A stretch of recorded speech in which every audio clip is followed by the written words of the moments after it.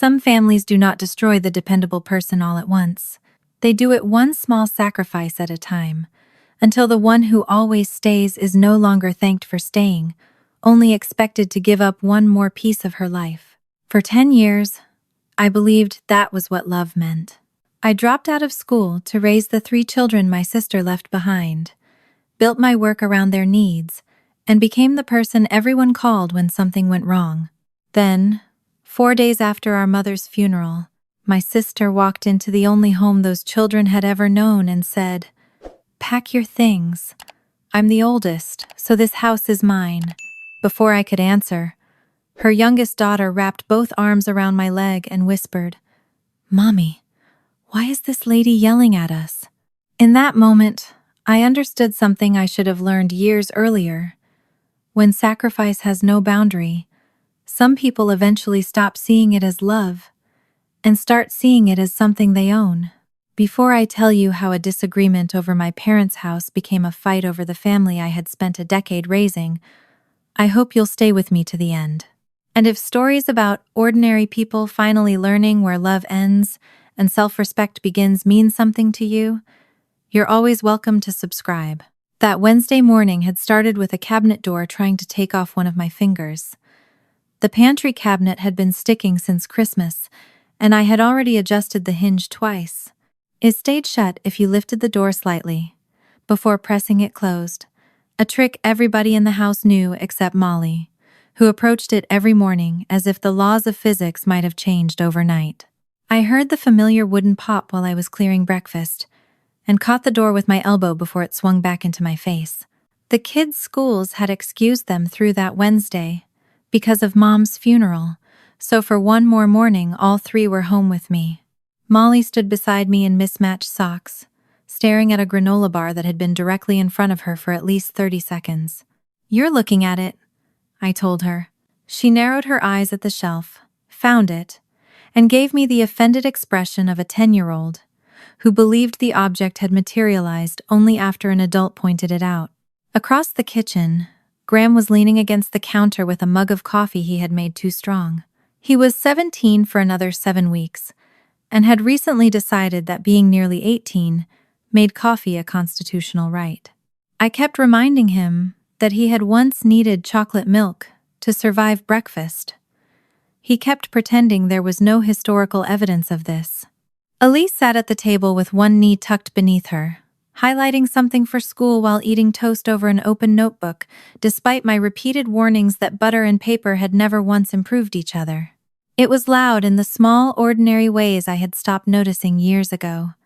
The refrigerator hummed. The dryer thumped somewhere beyond the kitchen. Molly complained that her hair looked wrong. Graham reminded her that her hair looked exactly like her hair. Elise asked whether anyone had seen the charger that was plugged into the wall 6 inches from her elbow. For 20 minutes, nobody mentioned Mom.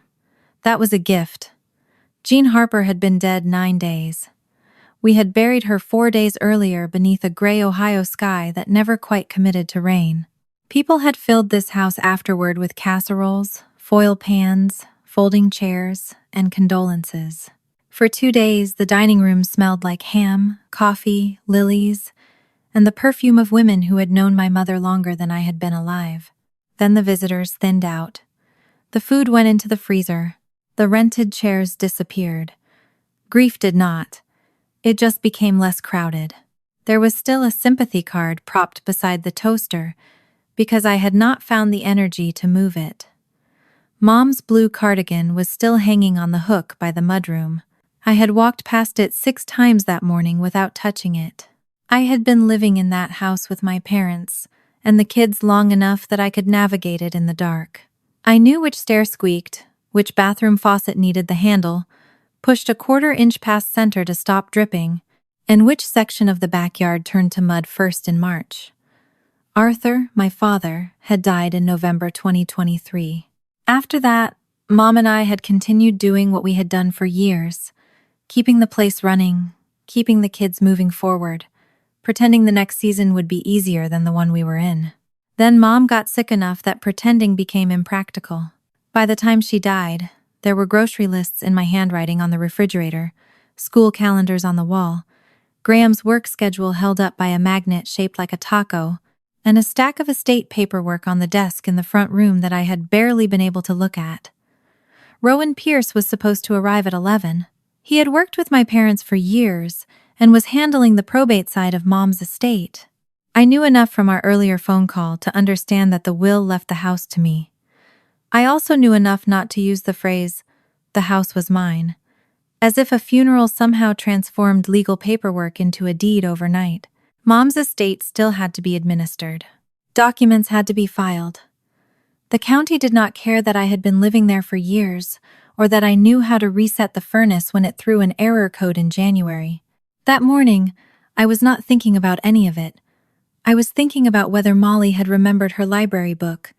Then a car door slammed outside. Graham looked toward the front window before I did. His shoulders tightened so quickly that the movement would have been easy to miss if I had not spent 10 years watching his body tell me things before his mouth did. I wiped my hands on a dish towel and followed his gaze. Camille was coming up the walk. My sister had always moved as though the space ahead of her would make room. Even as a teenager, she had been able to walk late into a room and somehow create the impression that everybody else had arrived early. At 39, that quality had become polished rather than softened. Her dark coat was fitted, her hair smooth despite the damp March air, and the leather bag over her shoulder looked like something I would have spent 3 months talking myself out of buying. A man followed a few steps behind her. Adrian Cole. I had met him briefly at the funeral, though met was generous.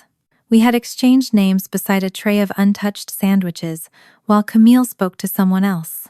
He was tall, neatly dressed, and quiet in a way that had struck me as deliberate rather than shy. Camille had introduced him months earlier over the phone as the man she planned to marry. The sight of the two of them together produced an ugly little flicker in me before I could stop it. Camille had a fiancé. She had airline status, hotel stories, business dinners, clothes that did not have mystery stains from children or paint flecks from job sites. She could name cities by the restaurant she liked near the airport. I could tell you which elementary school secretary would bend a rule if a pickup plan changed at the last minute. The thought lasted maybe 2 seconds.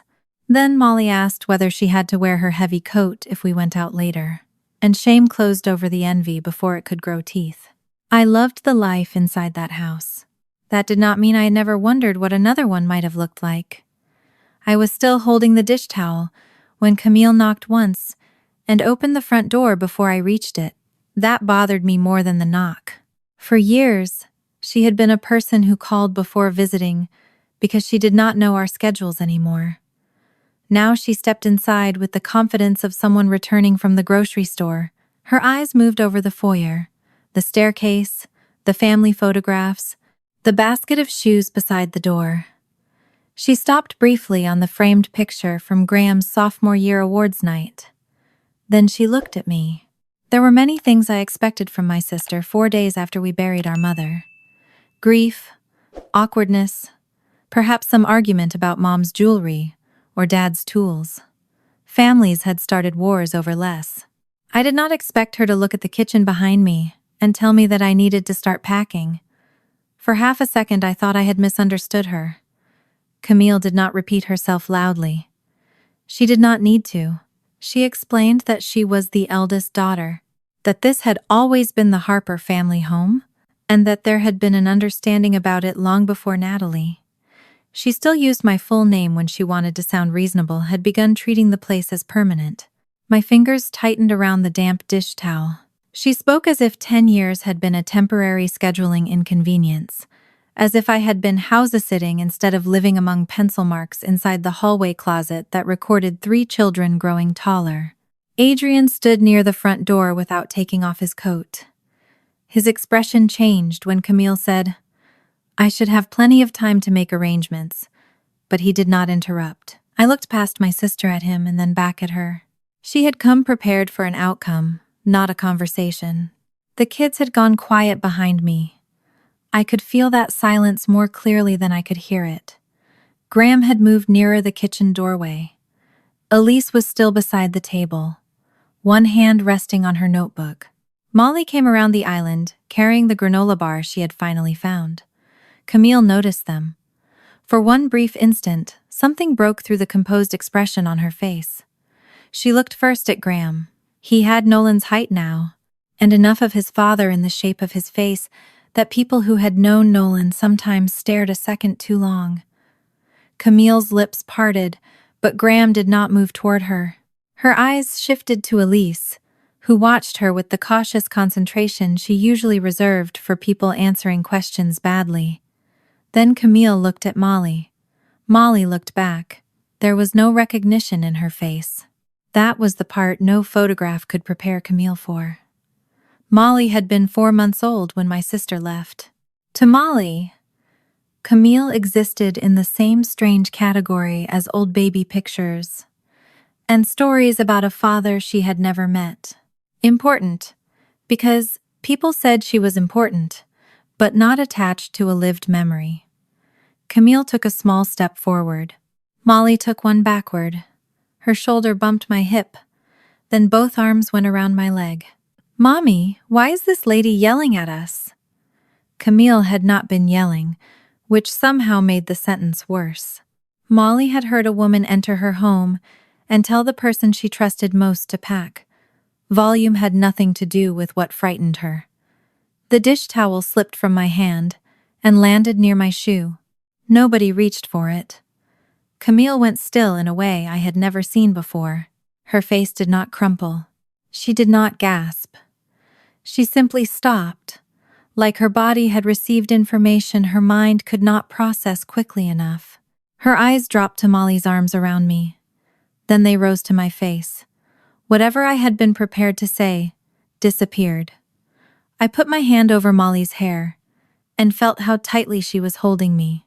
"No one is packing anything," I said. That was all. I did not tell Camille she was a terrible mother.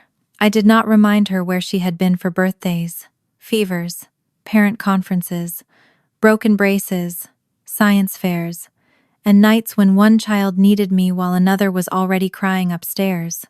All of those things were in the room without needing to be listed. Camille recovered first. She said Molly was confused because I had allowed her to become confused. Graham's mug hit the counter harder than necessary. I glanced back at him once. It was enough. He stayed where he was. Camille continued, calmer now, as though she could repair the moment by changing her tone. She said grief had made everything emotional, but the estate still needed to be handled fairly. In her view, fairness meant acknowledging that the house had belonged to our parents, that she was the oldest child, and that I had already benefited from living there for years. There it was again. Benefited. One word for a decade. I could have answered with every grocery receipt, every hour missed from work, every night I had slept on the floor beside a sick child, every plan I had once made for myself and moved to later. Instead, I looked at the clock over the kitchen doorway. 10:49. "Rowan will be here at 11, I said. "Nothing is being decided before then." Camille's jaw moved slightly. She asked why I had invited a lawyer, without discussing it with her first. I reminded her that Rowan's appointment had been scheduled before she arrived. I did not tell her the appointment had originally felt almost mundane. One more administrative obligation after a death. I had expected questions about probate filings, utilities, insurance, and what I was supposed to do with boxes of papers Mom had kept in the desk. I had not expected my sister to arrive 11 minutes before him and attempt to settle the family estate in the foyer. Adrian finally spoke. Not much, just enough. He said he had understood that Camille and I were meeting that morning to work out how the house would be handled. The sentence made me look at him because of how certain he seemed that I had known. Camille turned toward him quickly and reframed it. She said that was essentially what was happening, that Rowan's presence did not change the fact that family property should be settled by family. Adrian nodded once, but his eyes remained on me. I knew nothing about what Camille had told him beyond that single sentence. I did know this. Whatever version had brought him to my front door, it was not the version I was living. The doorbell rang at exactly 11. For years afterward, I would remember the absurd normality of the sound. 2 notes. The same doorbell that announced pizza, school friends, and packages had just interrupted the moment my sister tried to evict me from my mother's house. I opened the door to Rowan Pierce, holding a slim leather portfolio and wearing the same dark overcoat he had worn to Mom's funeral. His gaze moved once around the room and took in far more than anyone needed to explain. Molly was still pressed against my side. Graham was standing rigid near the kitchen. Elise had closed her notebook. Camille looked prepared for negotiation. Adrian looked as though he had walked into the second half of a meeting whose first half nobody had shown him. Rowan did not ask us to reenact anything. I was grateful for that. We moved into the dining room while the kids stayed nearby.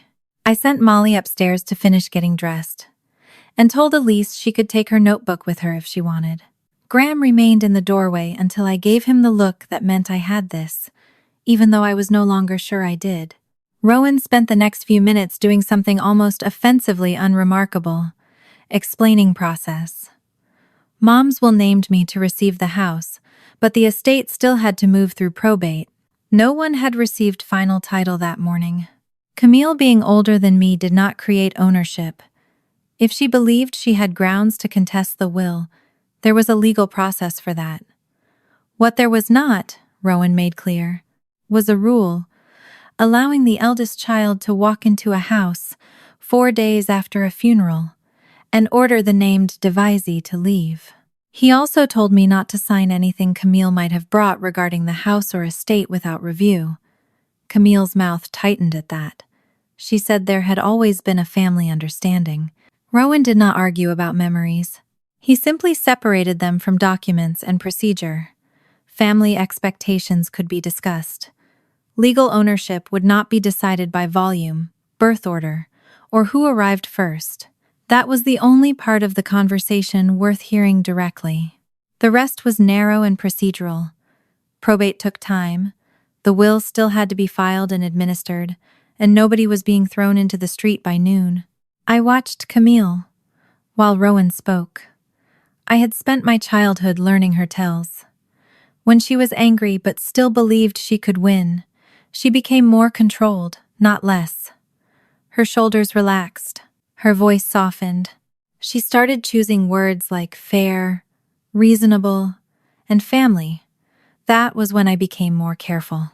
She shifted the conversation away from title and began talking about everything I had received from Mom and Dad over the years. The place to live, the help around the children, the stability of the house. She made my life sound like an arrangement that had benefited me as much as anyone. Then she used the phrase that stayed with me long after the rest blurred. I had helped with her kids. I looked at the doorway. Graham was no longer there.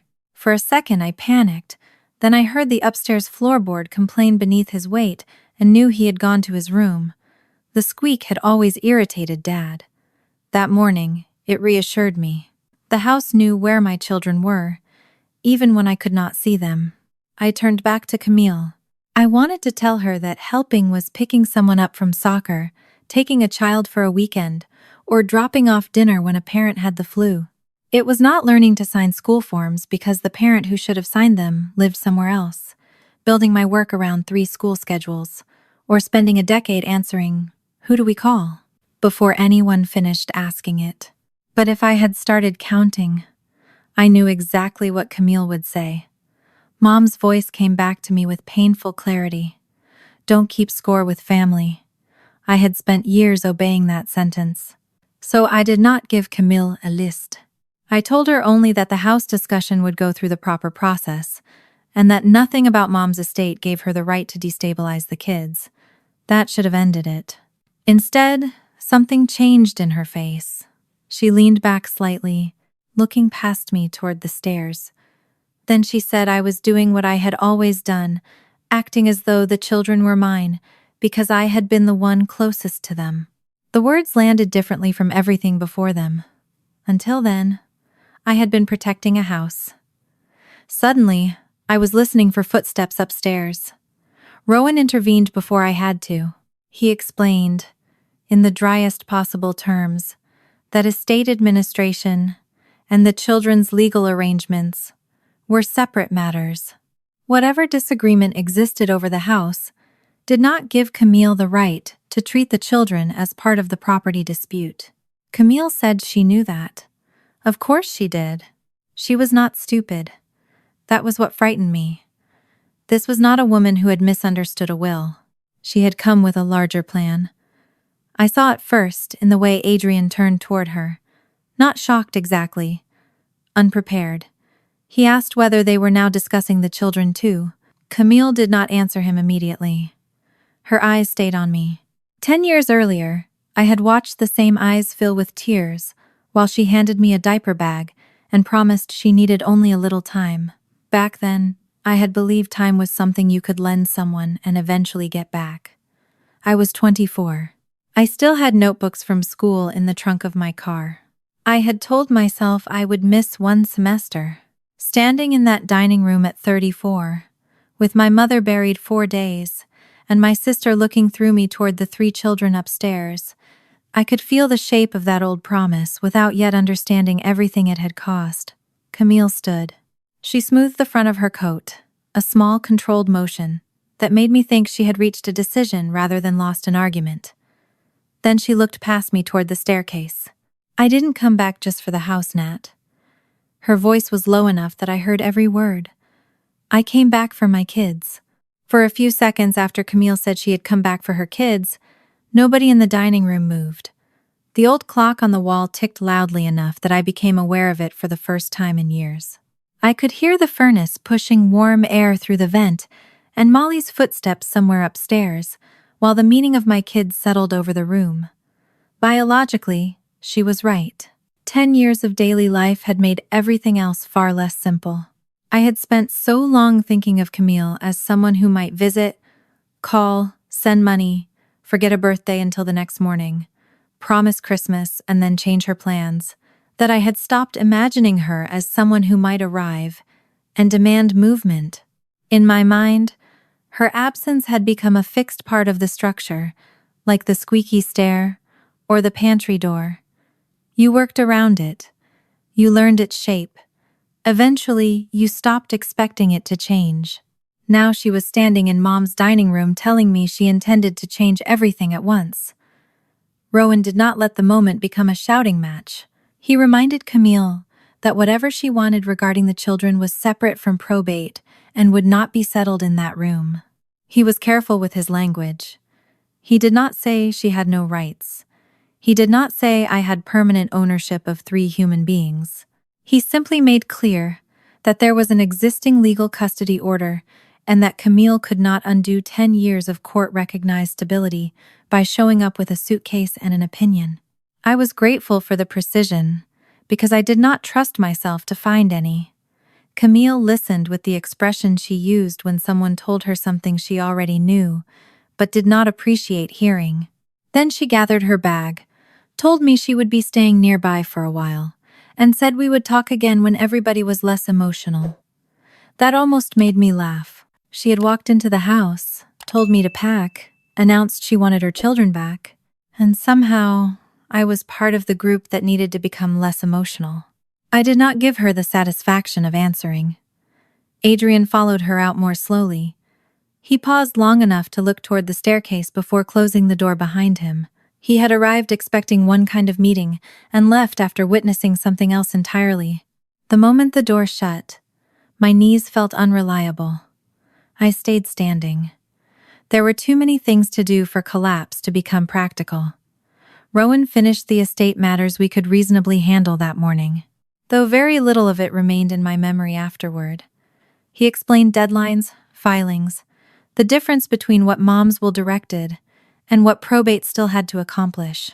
He repeated that nothing about the estate gave Camille immediate authority over the house, and nothing about the house altered the existing custody arrangement. When he left, I locked the front door. Then I checked it again. The second time, my hand stayed on the deadbolt longer than necessary. I found Graham in his room, sitting on the edge of his bed, elbows on his knees, staring at a section of carpet as though it had offended him. He had taken his coffee upstairs but had not touched it. The surface had gone flat and dark. At 7, Graham had learned to read adult moods faster than most adults could hide them. At 17, he had perfected the habit of making himself smaller when other people created chaos. He did not slam doors. He did not scream. He became useful. I had once mistaken that for resilience. Now I knew better. He told me he wanted nothing to do with Camille. There was no speech attached to it. He did not list 10 years of missed events, or tell me what a terrible mother she had been. He simply wanted me to know that whatever she intended, he did not want a reunion engineered around him. I sat beside him, but left enough space that he did not feel cornered. He was almost grown. That fact had begun arriving in small, humiliating ways. The shoes by the door were larger than mine. His voice was deeper than Nolan's had been in some of the old videos, and I could no longer buy him a jacket without asking what size he wore. I told him nobody was going to drag him into anything that morning. That was as much as I could honestly promise. Graham's jaw tightened when I used the word morning. He heard the temporary language in it. So did I. Downstairs, Elise had disappeared into silence of a different kind. I found her at the kitchen table, the same school notebook open in front of her, though she had not highlighted a line since Camille arrived. She had drawn a dark rectangle over one word, again and again, until the paper was beginning to thin beneath the ink. I expected anger. Instead, she asked whether Camille was really going to stay nearby. I said that was what she had told us. Elise nodded as if storing the information somewhere. Then she asked whether she could see her. The question landed in a place I had not guarded. My first instinct came so fast it embarrassed me. No, the refusal had less to do with Elise's judgment than with my own fear that Camille could walk back into the life I had built, tell a few good stories, smile in the right places, and awaken a part of Elise that had never belonged to me. I hated that the thought existed. Elise must have seen something change in my face, because she immediately clarified that she was not asking to leave with Camille. She just wanted to talk to her. I closed the notebook in front of her gently, before the highlighter bled through another page. I told Elise I needed to think about how to arrange it safely, but I would not forbid her from knowing her own mother. My first reaction had been to hold tighter. Acting on it would have made my fear her burden. She looked relieved. That hurt too. By noon, Molly had gone strangely quiet. A quiet Molly was usually a warning sign. I found her in the room she had called hers since before she could form full sentences. She was kneeling on the rug beside a plastic laundry basket, arranging things inside with the solemn concentration of someone preparing for a trip. Her stuffed rabbit was at the bottom. 2 pairs of pajamas, 3 books, a toothbrush still in its plastic travel cup. The framed photograph from her nightstand had been placed face up on top. It showed the 4 of us at a county fair 2 summers earlier, Graham squinting into the sun, Elise mid-laugh, Molly sitting on my shoulders with cotton candy stuck in her hair. For a moment I could not speak. Molly looked up at me as if the basket required no explanation. I sat on the rug beside her. She had heard Camille tell me to pack, so she had packed the few things a 10-year-old thought a life required. I asked where she thought we were going. She shrugged and said she did not know. That was worse than if she had cried. I lifted the framed photograph out of the basket and set it back on the nightstand. Then I unpacked the books one by one while telling her she was sleeping in her own bed that night and tomorrow night, and that nobody was moving her anywhere because one adult had said so. I did not promise the house could never change.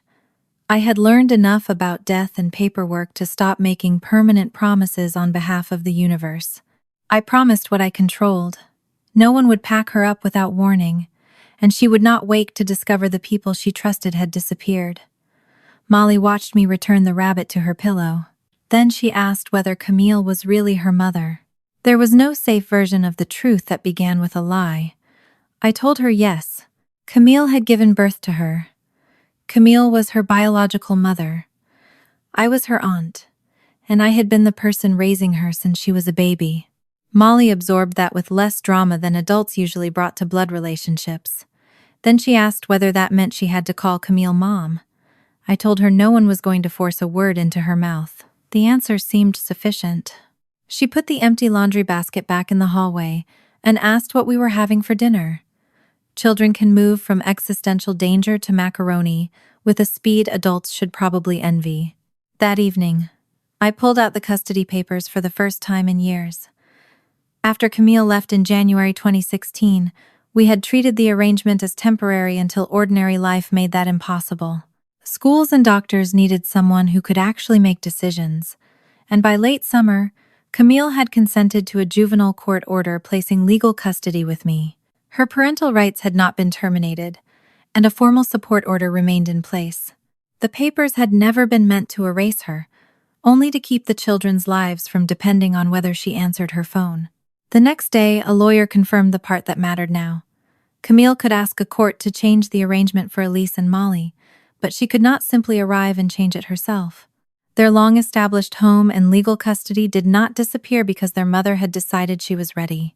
Graham would turn 18 in May, and soon no custody order would decide what kind of relationship he had with Camille. He would. The legal boundary helped me breathe, but it could not answer the question that kept following me. If Elise wanted Camille in her life, what exactly was I afraid of losing? Camille contacted me 2 days later about seeing the kids. The message was restrained.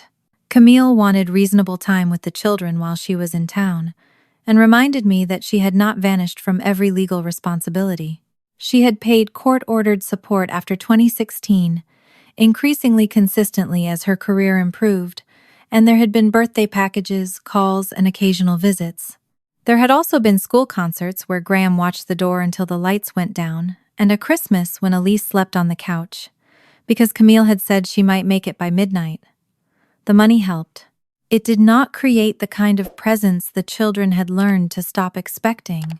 When I told Graham Camille wanted to see them, he declined before I finished explaining. I did not pressure him. Molly became interested in a spot on the table and asked whether Camille was coming to live with us.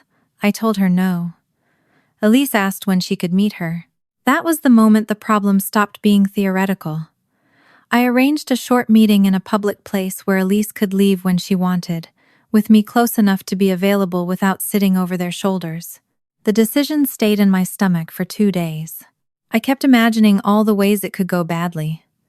Then I caught myself imagining another possibility that frightened me almost as much. What if it went well? I went to work that Friday, carrying 3 coffees. One was mine. One had been handed to me by a contractor who had bought extra.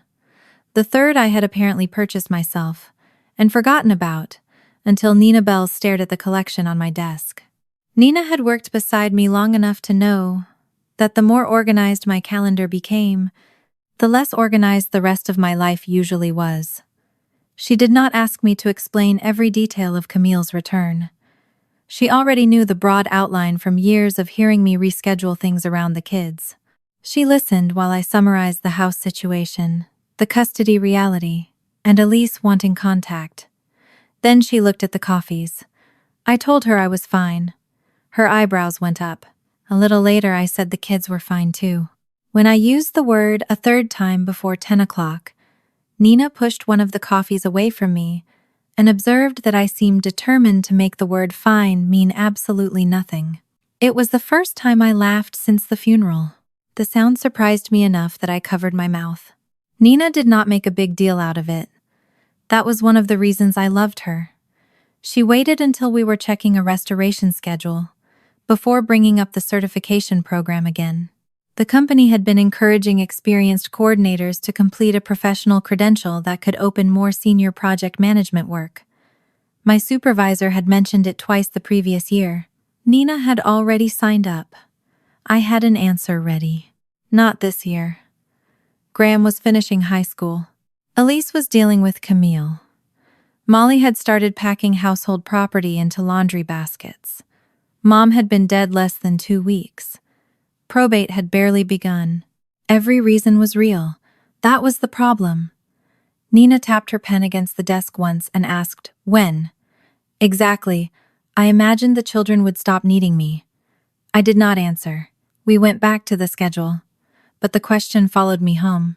Marion Keller came by Sunday afternoon, carrying a casserole dish.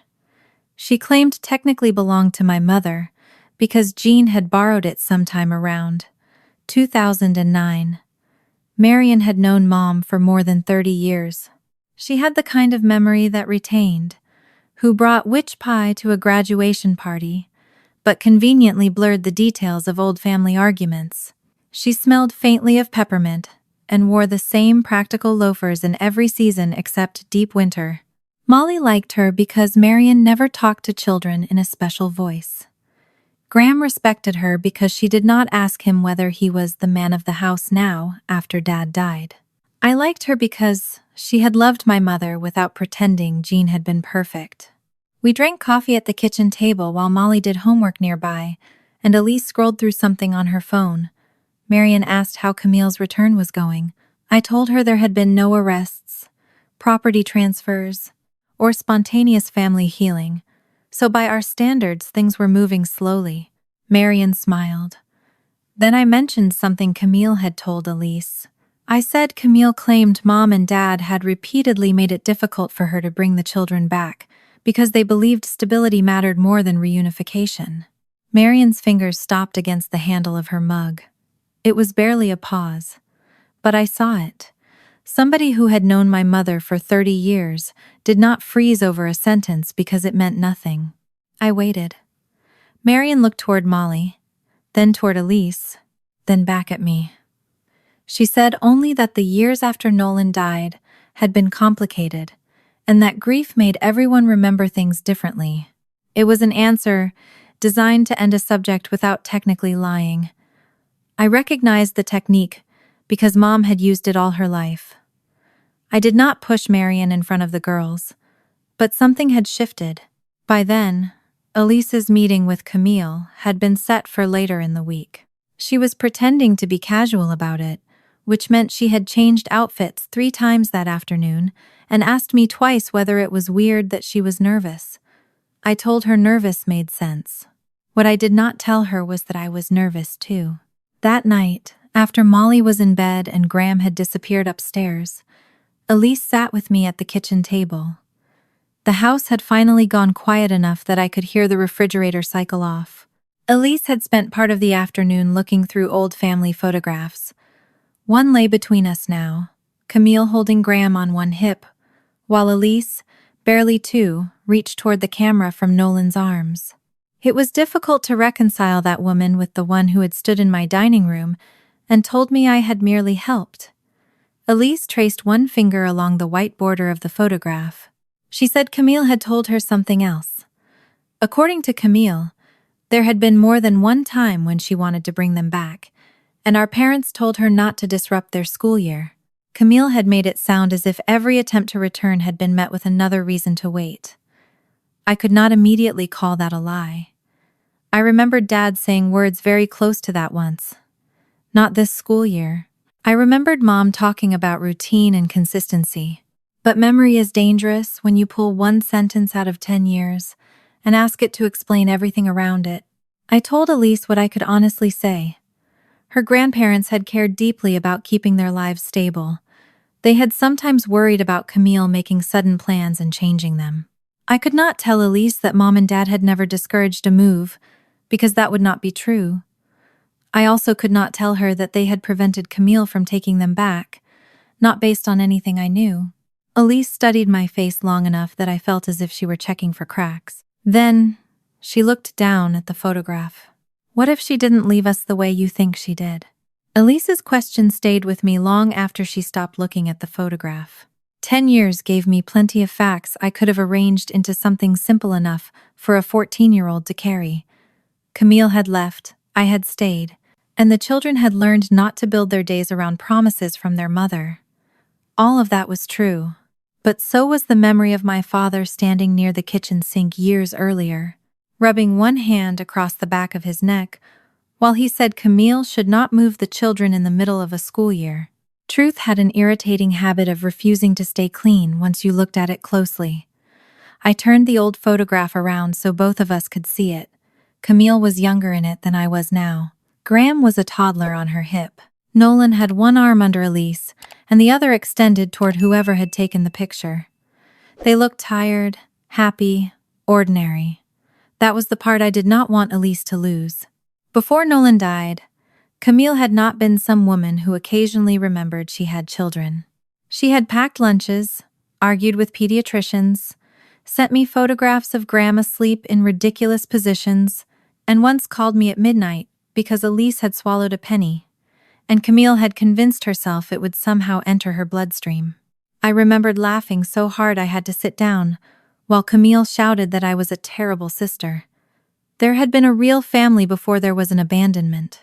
"I don't know everything she's going to tell you," I said, "and I'm not going to decide what you're allowed to believe before you hear it." Elise's shoulders loosened slightly. That was the closest thing to an answer I could honestly give. Her meeting with Camille was 2 days later at an ordinary bakery in Dublin, far enough from our neighborhood that Elise would not spend the whole hour wondering who from school might walk in, but close enough to get her home before dinner. It was public, neutral, and crowded with small tables around a glass case of pastries. I drove Elise there myself. She changed the music 3 times on the way and finally turned it off. Usually she filled quiet drives with observations about teachers, clothes, or whatever minor injustice had recently happened in 8th grade. That afternoon, she watched the suburbs pass outside her window and picked at a loose thread on the sleeve of her sweater. I did not ask if she was nervous. She had already told me she was. Repeating the question would only make her responsible for reassuring me. Camille arrived 5 minutes early. That surprised me enough that I noticed it. She wore jeans instead of the polished business clothes from the morning at our house, and her hair was pulled back loosely. Whether that was intentional or not, the effect was softer, less like the woman who had walked into my foyer to claim an inheritance. More like somebody's mother trying not to scare her child. Adrian came with her, but did not join the meeting itself. He ordered coffee, spoke briefly with Camille, then chose a table near the front window. I stayed farther away, where Elise could see me if she wanted to, but would have to make an effort to hear me breathe. I brought work with me. At least, I brought a folder containing work. For the first 20 minutes, I read the same line of a contractor estimate 6 times. The first thing I had not prepared myself for was how well Camille handled the meeting. She did not interrogate Elise about me, demand a hug, or insist on being called Mom. From where I sat, I could see her let Elise control the physical distance between them. When Elise kept her hands around her cup, Camille left hers where they were. Then she started telling stories. I could not hear every word, but I did not need to. I knew some of those stories before Elise laughed. There was the one about Nolan trying to assemble Graham's first crib, without reading the instructions and ending up with 2 pieces left over. There was the winter Camille discovered that 3-year-old Graham had been feeding cereal to the heating vent because he thought somebody lived under the floor. There was the time Elise, barely old enough to speak clearly, refused to sleep for nearly a week unless Camille sang the same verse of the same song until everybody in the house wanted to burn the radio. Elise laughed so hard at one point that she covered her mouth. Something inside me tightened, then immediately softened.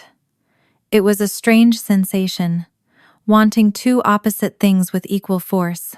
I wanted Elise to have that laughter. I also wanted to be the reason for it. The second thought embarrassed me. I looked down at the estimate again. Across the room, Camille was showing Elise something on her phone, probably photographs. Elise leaned closer. For a few minutes they looked alike in a way that had nothing to do with hair or eyes. They both tilted their heads when listening. Both touched the edge of the table with their fingertips when thinking. I had watched Elise develop that habit, and never known where it came from. I had given her plenty of things over 10 years. There were things I could never give her. That truth was not an accusation. It was simply true. I forced myself to stay seated. The meeting did not belong to me. When Elise returned from the restroom halfway through, Camille asked something that made her hesitate. I could not hear the question, only Elise's answer. She pointed briefly toward me, then shook her head. Camille listened without interrupting. Later, Elise told me Camille had asked what she liked doing now. It should have been the easiest question in the world. It exposed the first crack. Camille knew Elise had loved animals as a little girl, remembered the stuffed horse she dragged everywhere, and knew she had once wanted to become a veterinarian. What she did not know was the girls sitting across from her now, the art club, the miniature cardboard rooms, the high school program Elise worried about. Camille had an archive of her daughter that ended years too early. Elise did not seem offended by that at first. Why would she? She had gone there precisely because Camille had missed those years. Expecting her to know the present would have made the meeting pointless. But I noticed the rhythm change. Camille relaxed when she told old stories, and became noticeably more careful when Elise asked about the present. She asked follow-up questions and made notes in the way people do when they are trying to close a distance quickly. There was nothing inherently wrong with that. In another context, I might have admired the effort. What bothered me was how naturally Camille moved from learning to claiming. At one point, Elise mentioned an art project, and Camille responded with enough enthusiasm that Elise smiled. Then Camille said something I could not hear, that made Elise glance toward me. The look lasted half a second. It was enough to make my hand tighten around my pen. I made myself release it. When their hour was nearly over, Adrian came over from his table. He did not interrupt immediately. He waited until Camille had finished telling another Nolan story, then asked Elise whether she had enjoyed herself. Elise said she had. That answer should have pleased me. Instead, it exposed another feeling I did not particularly admire. Camille had walked in, carrying 10 years of absence, and still managed to give Elise something I could not. History before me. For one ugly second, I looked at my sister's clean coat, carefully maintained nails, an expensive watch, and wondered what it would have felt like to spend my 20s becoming only myself instead of somebody's emergency number. Camille had traveled, built a career in hotels and airports, and met Adrian somewhere inside that life. I had a pantry hinge I had repaired twice, and a certification brochure buried under restoration estimates. The envy was sharp enough to make me ashamed. I looked at Elise. She was smiling at something Camille had said. The shame eased. I did not want Camille's life if the price had been those children, but pretending I had never wondered about the life I lost would have been another kind of lie. Adrian pulled a chair over for a few minutes, while we waited for Elise to finish her drink.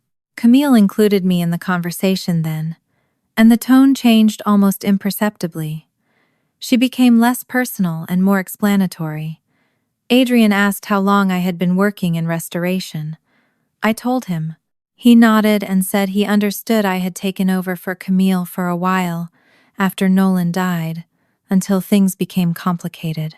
The phrase was mild. That was why it struck me. For a while, I looked at him. There was no accusation in his face, no calculation I could see. He spoke like a man repeating a basic fact everybody at the table already shared. Camille turned toward him before I answered and added that the arrangement had begun temporarily and become harder to undo as the children settled into school and my parents became attached to having them close. None of those statements was completely false, which was what made them powerful. I had taken over temporarily, the children had settled, and my parents had valued stability. Arranged carefully enough, those facts could make 10 years sound almost accidental. I did not correct Adrian with a speech. I told him only that a while had become long enough for Molly to go from a 4-month-old baby to a 4th grader. His expression changed, and Camille lowered her eyes to her coffee. The drive home was not quiet. Elise talked almost continuously. She told me things I already knew about Nolan, and things I had forgotten. She described the way Camille had imitated his terrible singing voice and laughed again while doing it. She showed me an old photo Camille had sent to her phone. Nolan asleep in a recliner with baby Graham on his chest, and a laundry basket overturned beside them. I laughed too because Nolan really had slept like the dead, which had become darkly ironic only after he was gone. Before that, it had driven Camille crazy. She used to vacuum beside his chair just to prove he could sleep through anything. Elise looked surprised that I remembered. That hurt in a different direction. Of course I remembered. Camille had not always been a stranger who arrived at my door. She had been my sister. For years after she left, part of me had waited for her too. That night, Graham took Elise's good mood badly. He did not shout. Graham almost never shouted. His anger came out as precision. He asked how long the meeting lasted, whether Camille had asked about Molly, whether she had said when she was leaving Ohio, whether Elise believed everything she heard. The more careful his questions became, the more defensive Elise grew. I stopped the exchange before it became a trial. Graham followed me into the kitchen afterward. He thought I was being reckless. He did not use that word, but everything he said circled it. Camille had been gone too long. Elise remembered too little. Camille knew how to make promises sound real. That last sentence had history inside it. I looked at him more closely. His arms were crossed, but one thumb kept rubbing the side of his index finger, an old nervous habit I had not seen in years. I told him Elise had a right to hear Camille for herself. He reminded me that Elise was 14. I reminded him that 14 was old enough to notice when adults were controlling what information reached you. The conversation tightened. Then Graham said something that stopped me. He did not think Elise wanted a mother. He thought she wanted an explanation. He was frightened the explanation would be good enough to rearrange something inside his sister. I told him he was allowed to want nothing from Camille. Elise was allowed to want something. Neither choice had to become a vote on the other. Graham looked toward the hallway where Elise had disappeared upstairs. He did not argue after that. He just looked tired. The next meeting between Elise and Camille happened the following weekend. I did not sit close enough to hear most of it. That choice had become easier after the first meeting, though not comfortable. When Elise came home, she carried more questions than stories. Camille told Elise more about the months after Nolan died, how overwhelmed and unstable she had been, and how frightened she was of making decisions for 3 children while barely functioning herself. I believed that part because I had seen it. The forgotten grocery aisle, the dinner plate in the sink she could not remember serving, the crying she hid behind running shower water. In those first months, she had been a widow trying to keep her head above water. But Camille had also told Elise something else. She said that when she began considering bringing the children back, Mom and Dad had pushed for delay. The children were settled. Graham was doing better in school. Elise had friends. Molly had bonded with the household. Every time Camille raised the possibility, there seemed to be another reason that the timing was wrong. Elise did not present the story as proof. She asked me whether it had happened. I hated that I could not simply say no. A memory came back while I was rinsing dishes. Dad stood in that same kitchen, alive and heavier than he was in his final years. I could see the old green dish towel over his shoulder. Camille's name was on the screen of his phone. I could not reconstruct the entire conversation anymore. I remembered one sentence clearly because I had agreed with it at the time. Not this school year. Dad had said it after Camille proposed some change. I no longer trusted myself to remember which city she had been talking about or exactly how firm the plan had been. I remembered his reasoning. Graham had finally stopped having trouble at school. Elise had just settled with a teacher she liked. Dad thought moving them suddenly was unfair. At the time, I had heard caution. Through Elise's question, I could see how Camille might describe the same moment as obstruction, and I could no longer build my own version only from the parts that made me comfortable. I told Elise I remembered Grandpa resisting at least one proposed move because of school stability. Her eyes sharpened. I added that I also remembered Camille changing plans more than once. Both things could be true. Elise asked why nobody had ever told her any of this. There was no good answer. We had believed we were protecting the kids from adult uncertainty. If Camille said she might come back and then did not, we learned not to tell them until plans were definite. Eventually, definite plans stopped coming. That explanation sounded sensible when I said it. It also sounded like the exact mechanism by which children could wake up at 14 and discover large pieces of their own history had been decided around them. The following Monday, I came home earlier than usual and found Graham at the dining room table with his laptop open. He closed it the moment my keys hit the counter. Not slammed. Closed. Too casually. I asked whether everything was okay. He said it was school stuff. That answer was plausible enough that I let it go, though I noticed he carried the laptop upstairs with him instead of leaving it plugged in where it usually lived. At 17, privacy was not automatically evidence of trouble. I reminded myself of that twice. Then I checked the mail and forced myself not to follow him. Later that evening, Elise sat beside me on the living room floor while I sorted a box of Mom's old household papers. Nothing secret. Utility statements, appliance manuals, receipts Mom had kept for reasons known only to her, and 3 expired coupons tucked inside a warranty booklet from 2012. Elise had the photograph from Camille's first meeting open on her phone. Not the old one. A new one. Camille and Elise sitting at the bakery, shoulders angled toward each other. I had taken it for them when Elise asked. She studied the picture longer than I expected. Then, she said, Camille had told her she had tried more than once to come home. Not visit, come home. I set down the stack of papers. Elise said Camille claimed there had always been something. Dad worried about school. Mom worried about routine. The children already being settled, my work schedule having adapted around them. According to Camille, by the time one obstacle disappeared, another replaced it. I listened without interrupting. The account sounded plausible.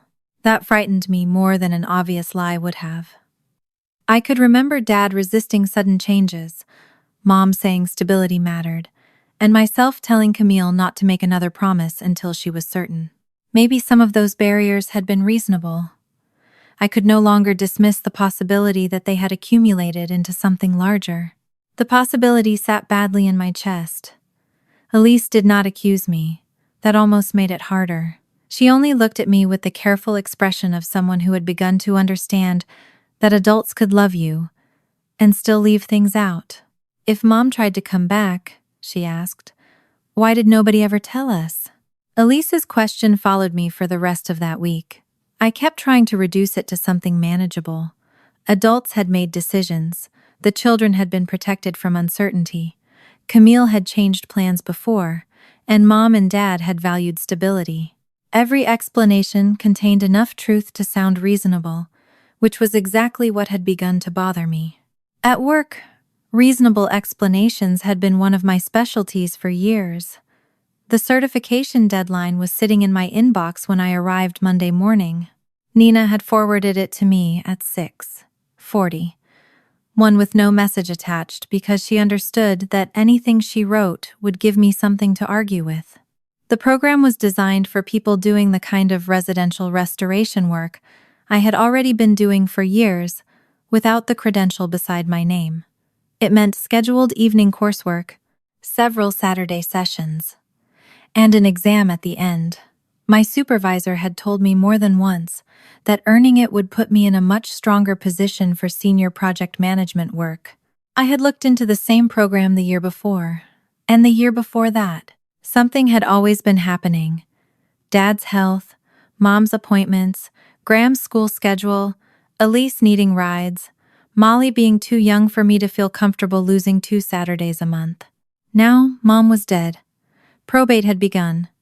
Camille had returned to Ohio with plans for both the house and the children, and Elise was asking questions I had spent years believing did not need answers. I stared at the deadline. Nina walked by my desk, carrying a roll of plans under one arm, and did not slow down. "You have 17 days," she said. That was all.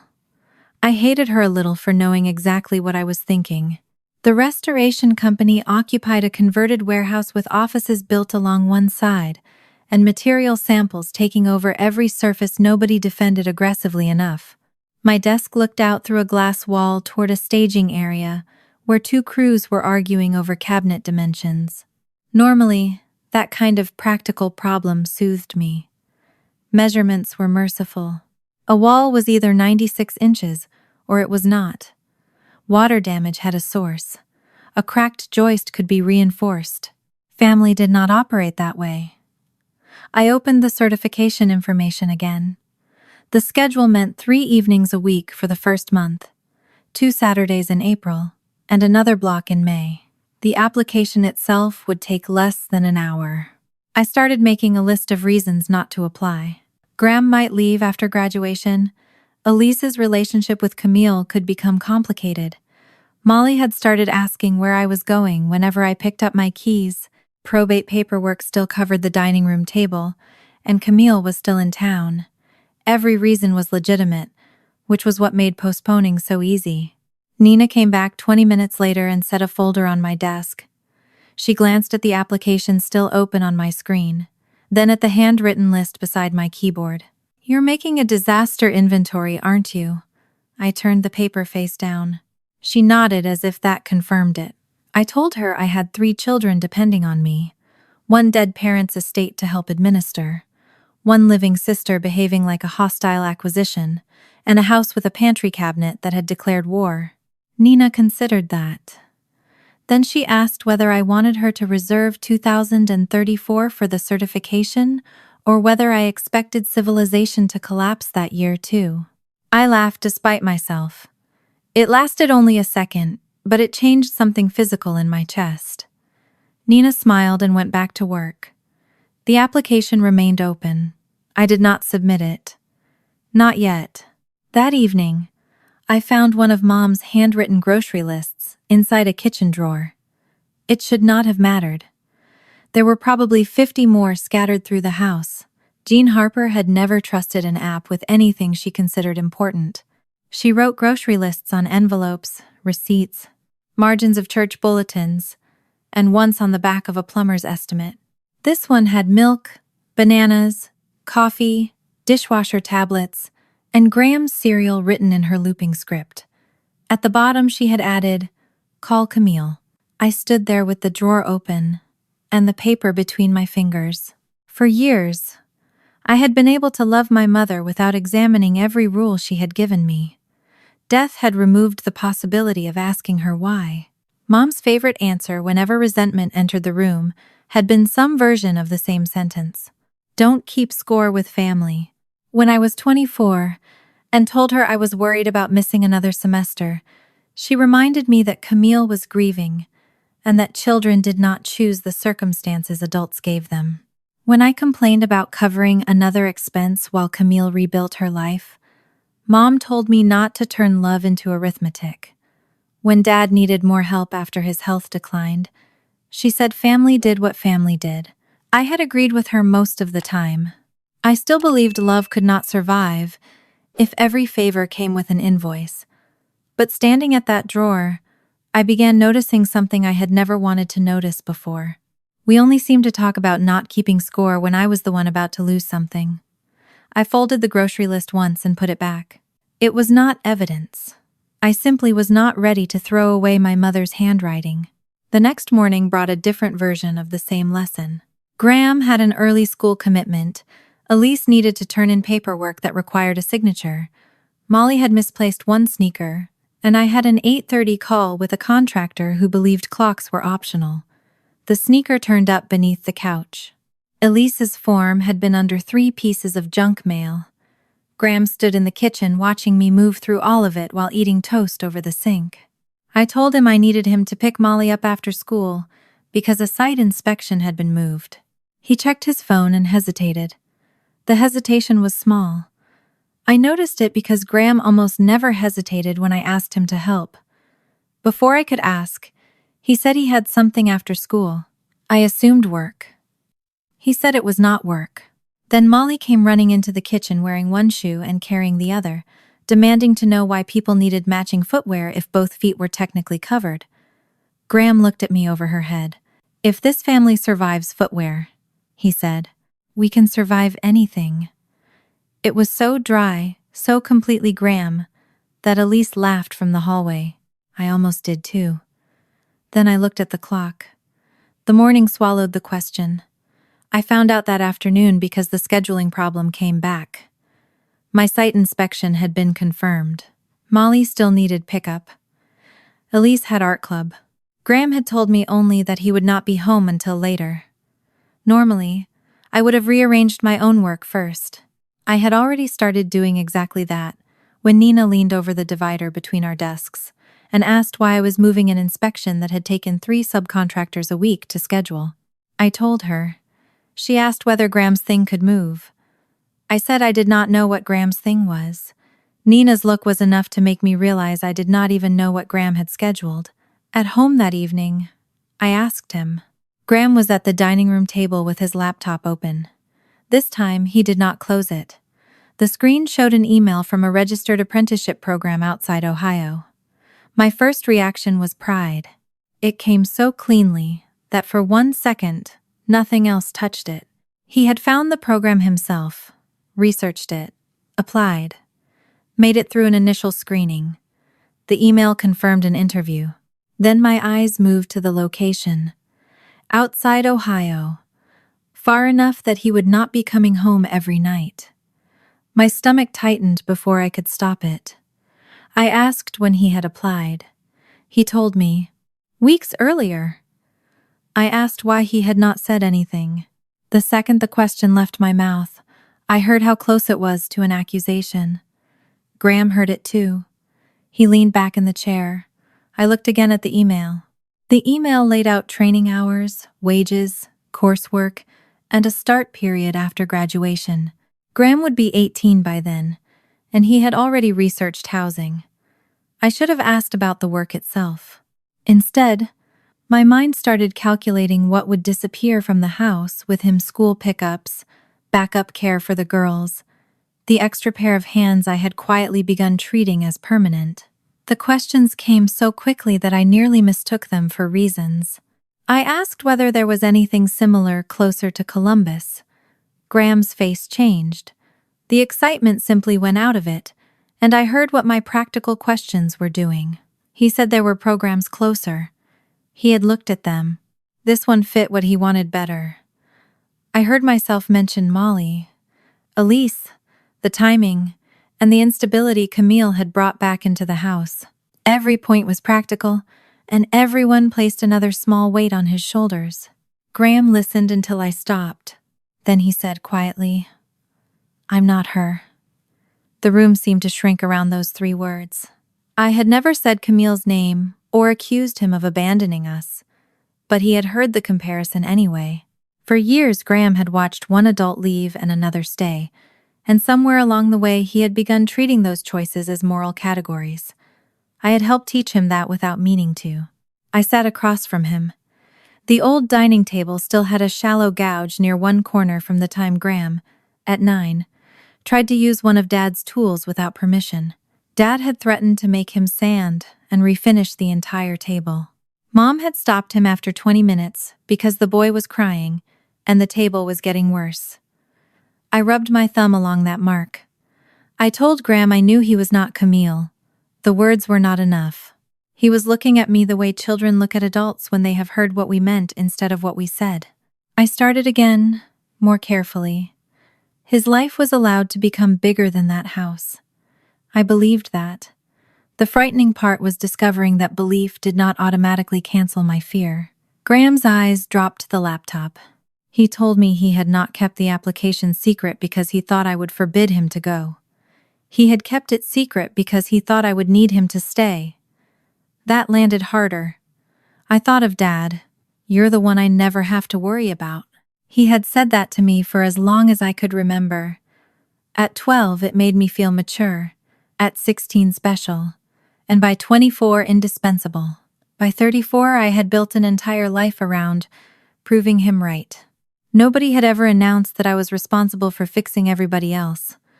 They had praised me until responsibility felt like character. Maybe Graham had inherited the same trap without sharing my blood. I closed his laptop gently and told him to do the interview. Not apply. Not maybe. Do the interview.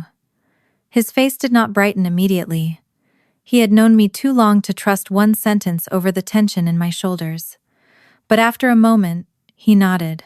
I went upstairs and stood in the hallway for a while before remembering what I had gone there to do. That was becoming a pattern. Camille's next meeting with Elise happened 2 days later. I was still uneasy about it, but the uneasiness had changed shape. The first time, I had worried Camille would hurt her. Now I also worried she would not.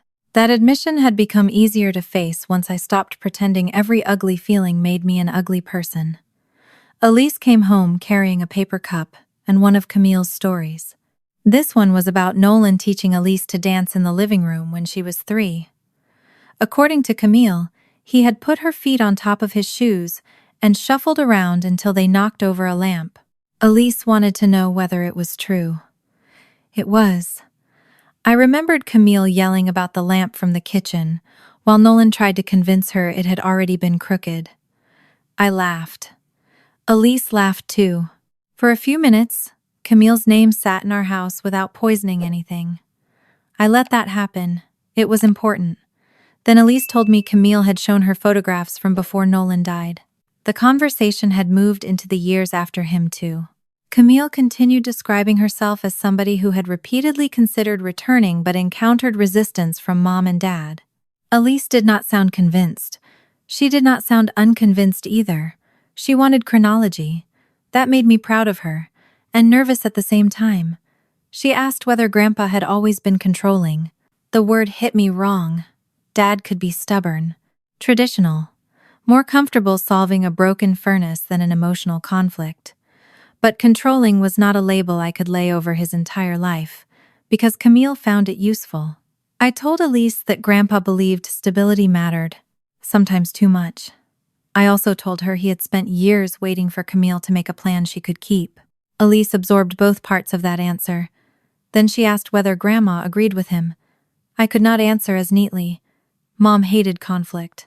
She could disagree with Dad privately and still support his decision in front of everybody else if she thought open disagreement might fracture the family. In another family, that might have looked like loyalty. In ours, I was beginning to wonder how often it had looked like silence. That weekend, Marion came by again. This time, I did not wait for the subject to emerge naturally. Molly was upstairs building something out of cardboard with Elise. Graham had gone to work. The house was quiet enough that there was no reason to pretend we were protecting anybody from hearing. I asked Marion directly whether Mom and Dad had stopped Camille from taking the children back. She looked down at her coffee. Marion had the frustrating habit of becoming more precise, the more uncomfortable she was. She said Arthur had resisted sudden changes more than once. Jean had worried about promises Camille could not keep.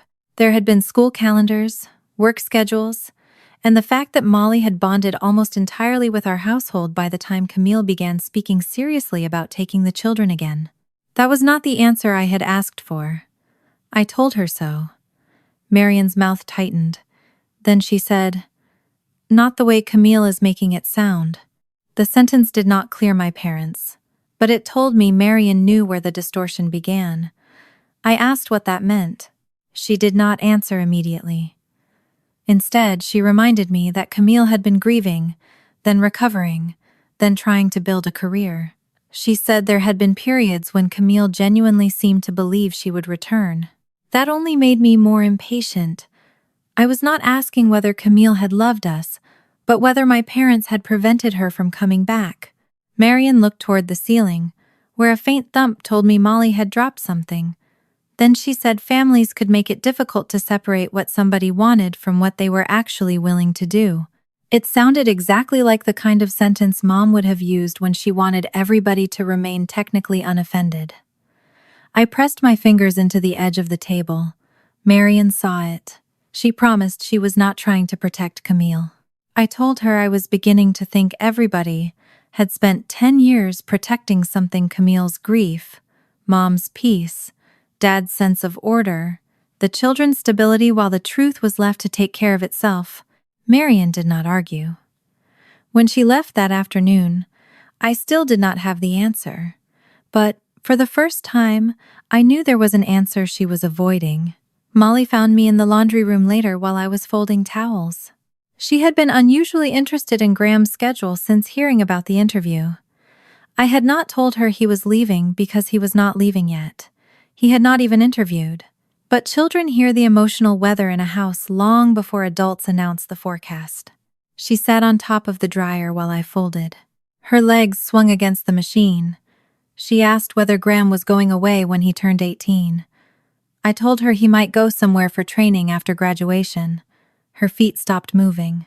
Then she asked whether everybody went away when they got big. The towel in my hands stayed half folded. I knew immediately what she meant. Camille had grown up and gone away. Graham was almost grown. In Molly's mind, adulthood had begun acquiring the shape of departure. I sat beside her. I explained that growing up often meant living somewhere else, but leaving a house was not the same thing as leaving people. It sounded simple. I was not sure I had believed it myself 2 days earlier. Molly considered that and asked whether Graham would still answer his phone. I said if he valued his life, he would. She giggled. There it was again, that strange mercy children offered without knowing they were doing it. A moment could hold fear and still make room for laughter. She slid off the dryer and left me with the towels. I finished folding them more slowly. That night I opened Nina's certification email again. 17 days had become 12. I did not apply, but for the first time, I did not close the page either. The next few days were full enough that I almost convinced myself we could live around the uncertainty. Graham completed his interview and said very little about how it went. His version of excitement was checking his email too often and pretending he was not checking his email at all. Elise continued seeing Camille in limited settings. Molly stopped packing laundry baskets, though she still asked where I was going more often than she used to. Camille did not return to the house uninvited. That restraint made me suspicious, which I knew was not entirely fair. Probate moved at the speed paperwork always moved slowly enough to remind everybody that grief and bureaucracy had never agreed on a timeline. Then Marian called and asked if she could come by. She arrived near dusk. No casserole dish this time. No peppermint candy in her purse for Molly. She stood just inside the front door and looked tired. I knew before she spoke that she had made some decision on the drive over. We sat at the kitchen table. The pantry cabinet popped open behind me, without anybody touching it. Normally I would have gotten up to fix it. I left it hanging there. Marian wrapped both hands around the mug I gave her but did not drink. She said she had gone home after our last conversation and thought about all the times she had called silence respect. She had told herself Jean was her friend, not her responsibility. Arthur and Camille were adults. I was an adult. The children were being cared for. So whenever something felt wrong, Marian had stepped back. It wasn't my place, had been useful because it required nothing from her. I listened. She still was not giving me a date, but she was finally moving toward one. Marian said there had been a summer when things were different. Not vague talk.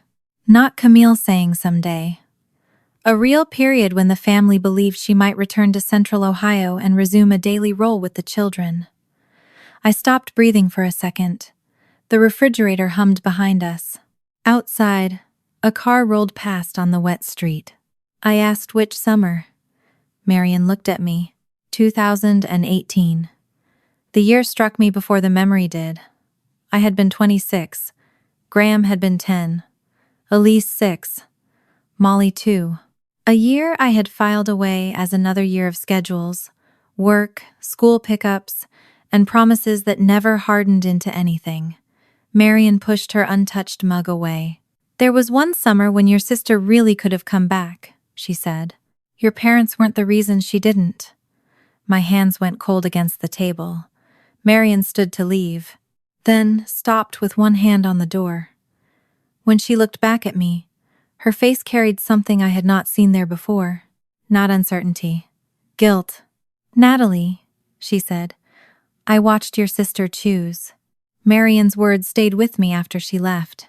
For several minutes, I remained at the kitchen table with the pantry cabinet still hanging open behind me, while rain blurred the streetlights and a pale ring formed beneath her abandoned coffee mug.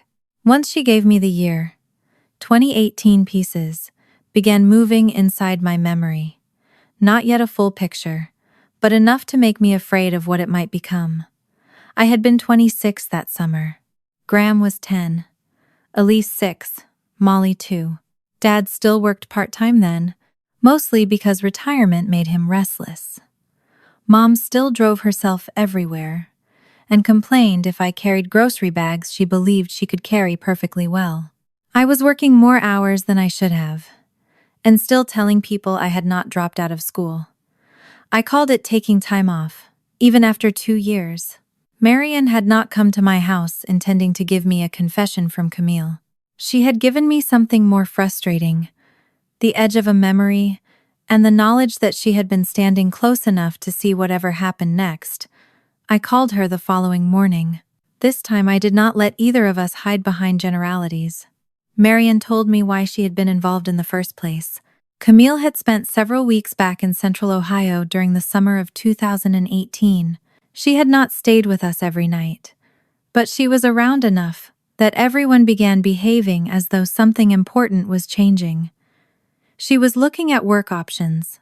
She was talking about relocating closer to the kids. She told Mom she wanted to find a place before the school year started. Jean had been hopeful enough to become dangerous with it. That was one of Mom's habits. Once she wanted something to be true, she started arranging the world around the possibility before the possibility had earned it. Marian knew the local rental market better than Mom did, and she had more free time during the day. Jean asked her to go with Camille to look at townhouses. There was nothing mysterious about Marian's role. Jean had simply asked a trusted friend with time and local knowledge to drive around suburban Columbus with Camille and look at rentals while Camille imagined a life that might include all 3 children again. She described the places without turning them into symbols. One had enough bedrooms but backed onto a busy road. Another was smaller but close to a decent school. A third had a finished basement that Camille thought Graham might like someday when he was older. Marian remembered Camille opening closets, judging rooms with her eyes, asking about commute times, and once standing in an empty bedroom talking about where Molly's crib would go. I sat at my desk at work, listening to Marian through one earbud, while pretending to review a restoration schedule. For the first 10 minutes, nothing Marian described sounded like abandonment. It sounded like a genuine attempt to return, which meant Camille had not been faking every intention from the beginning. Marian explained that Camille had been considering 2 job paths during those weeks. One was based in Central Ohio.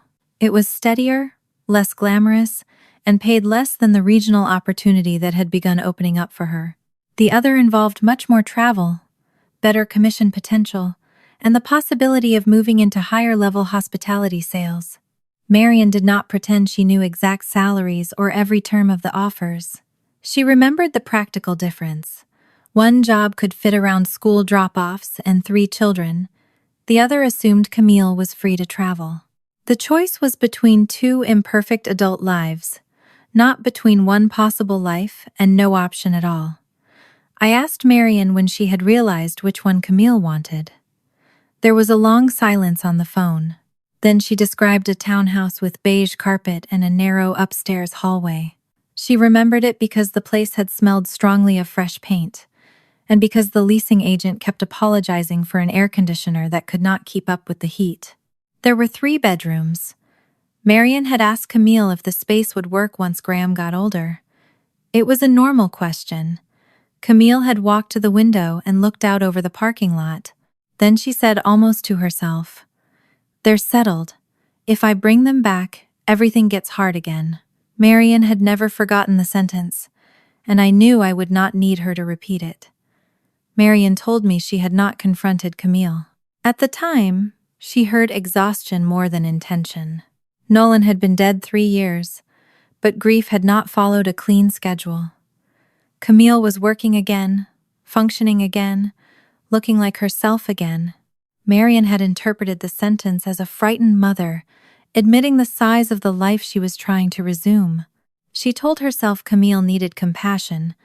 Jean probably knew more, and it was not her place to interfere.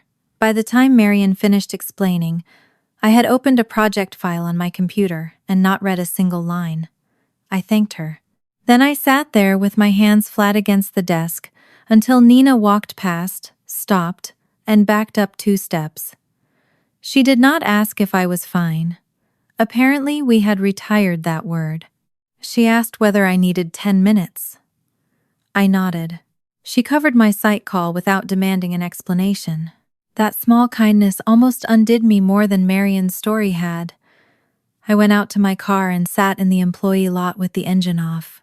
July 2018 came back in fragments from my own life. An old laptop opened to the college website, a phone number written on a grocery receipt, and a woman in the registrar's office explaining what I would need to do after being away longer than expected. I had forgotten how close I came. That was the part that frightened me. I had remembered wanting to return to school in the abstract. Over the years, I had compressed the desire into a sentence. I meant to go back, but there had been a point when meant to became actual steps. I contacted the program, asked about re-enrollment, checked which credits still applied, and worked out which fall classes could fit around my job once Camille took the children back. I had done it because Camille told us she was returning. The memory came with a physical detail I had not thought about in years. I had bought a cheap, blue spiral notebook at a drugstore after work because I did not want to spend money on anything better until I knew for certain I was going back. For weeks, that notebook sat unopened in the bottom drawer of my nightstand. Then summer ended, and Camille did not come. The notebook eventually became a place for school pickup numbers and grocery totals. Sitting in my car, I finally saw that dropping out had not been one clean loss.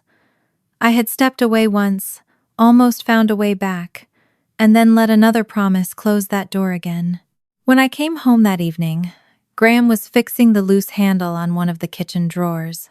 He had taken over small repairs in the last year, partly because he liked figuring things out, and partly because our house seemed personally offended by the idea of remaining intact for more than 3 consecutive weeks. I stood in the doorway watching him tighten a screw. He looked up and knew immediately that something was wrong. I asked what he remembered about the summer of 2018. The screwdriver stopped turning. That was all the answer I needed to know there was something. Graham set the tool down. He was 10 that summer. Old enough to remember events, but young enough that adults still controlled the meaning around them. At first he said only that Camille had been around more. I waited. He remembered her talking about moving back. He remembered going with Dad to look at storage bins, because he thought they would need to pack some of his things. Then Graham looked down at the drawer handle he had just repaired. She told me to get ready. The words were quiet. I sat across from him. He remembered Camille telling him they might be starting over somewhere new, asking whether he would have his own room, and worrying about leaving his friends while believing he should not complain if it meant getting his mother back. Then he remembered packing a bag with clothes, a book, his baseball glove, and something else he could no longer name. He left it near his closet for several days. I asked what happened after that. Graham shrugged. That gesture hurt more than anger would have. Nothing happened. No adult sat him down to say the plan was canceled. Camille left again. School started, and eventually he unpacked. The bag had faded from his memory. The waiting had not. I almost asked why he had never told me, then stopped. He had been 10. I was the adult who should have been noticing. Instead, I told him I was sorry. Graham rubbed the side of his thumb against his index finger. He said it was not my fault. I had spent enough of my life hearing that kind of absolution from children. I did not accept it too quickly. I told him I should have known how much he understood. He looked toward the stairs, making sure the girls were not nearby. Then he said something that changed the shape of the memory again. He had not told me because he knew I was excited too. That summer, apparently, I had talked about going back to school. Graham remembered me sitting at the kitchen table with course information. I had thought the children were too young to notice how hopeful I had become. Graham's memory told me otherwise. That night, after everybody went to bed, I opened the bottom drawer of my nightstand. The blue notebook was not there. I did not expect it to be. We had changed furniture since then. The bedroom had been painted twice. Years of tax forms, receipts, school projects, and random household debris had passed through drawers and boxes. I was almost relieved the notebook was gone. I did not need an artifact. My memory and Graham's existed independently of Marion's, and the truth was beginning to form without one perfect piece of proof. Elise was the person most resistant to letting it become a verdict. When I told her, carefully, that Marion remembered Camille seriously considering a return in 2018, and that Graham remembered being told to pack, Elise did not defend Camille automatically. She also did not condemn her. She asked what Marion actually knew about the job, whether the local option would definitely have worked, whether the townhouse was affordable, and whether Camille could simply have been afraid. I could answer only some of it, which was exactly why Elise refused to treat one memory as a complete verdict. Then she said one sentence I needed to hear. One thing she said 8 years ago can't explain everything. She was right. Marion's memory, Graham's bag, and my almost return to school still did not explain everything. Elise was right to resist a verdict, before Camille answered for her own choice. I saw her 3 days later. Elise had arranged another meeting, this time at a casual restaurant not far from our house.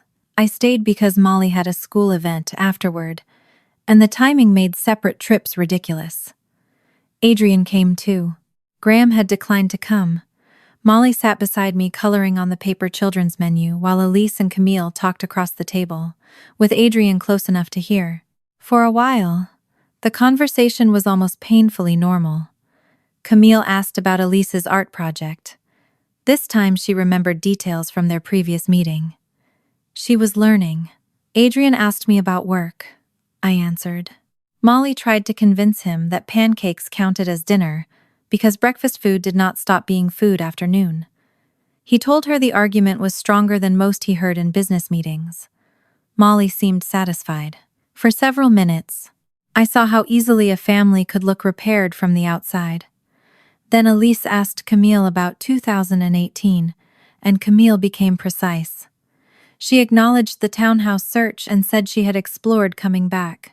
When Elise mentioned Graham packing, a muscle moved beside Camille's mouth before she said there had been plans under discussion, but plans changed. Then Adrian spoke. He did not accuse her. He looked genuinely confused.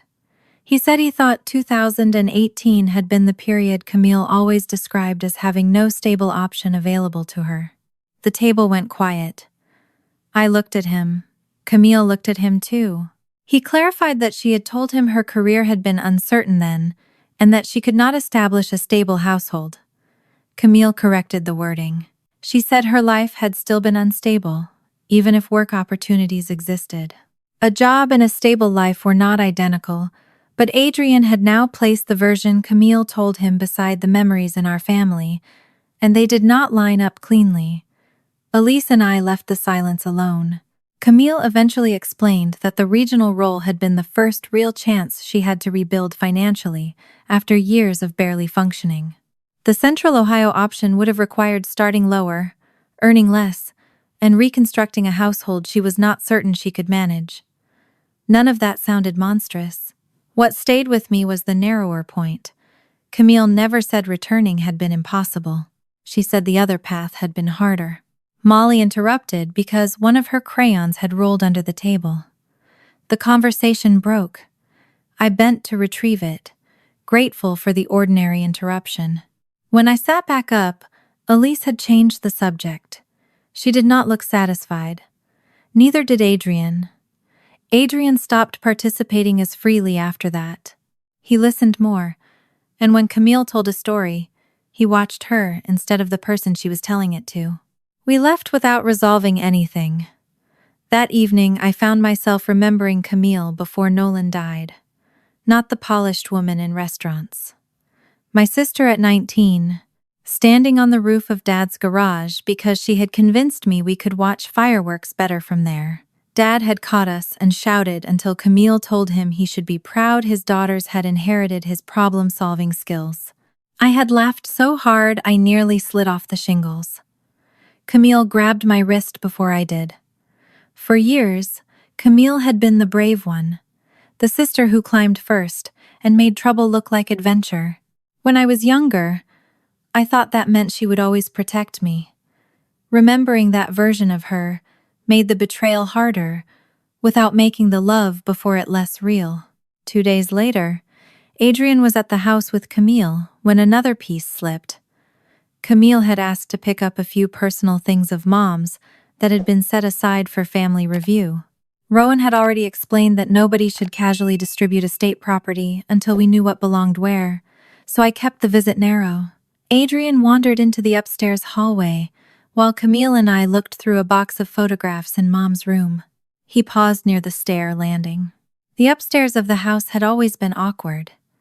3 bedrooms, 1 bathroom, sloped ceilings in 2 rooms, and a linen closet that could not hold an adult-sized towel without a fight. Adrian looked toward the back bedroom and said something about how opening that wall someday would make the upstairs work much better. I assumed he was talking generally. Then he mentioned Camille's idea of turning the smaller room into an office once the estate was settled. My hand stopped over the photograph box. Camille's head came up. Adrian noticed both of us. He explained more cautiously now that Camille had talked about renovations if they moved back to Ohio, specifically if they moved into this house. I looked at my sister. Camille tried to soften it immediately. She said they had discussed possibilities, nothing more, and that families naturally talk about what could happen after a parent dies. Maybe they did.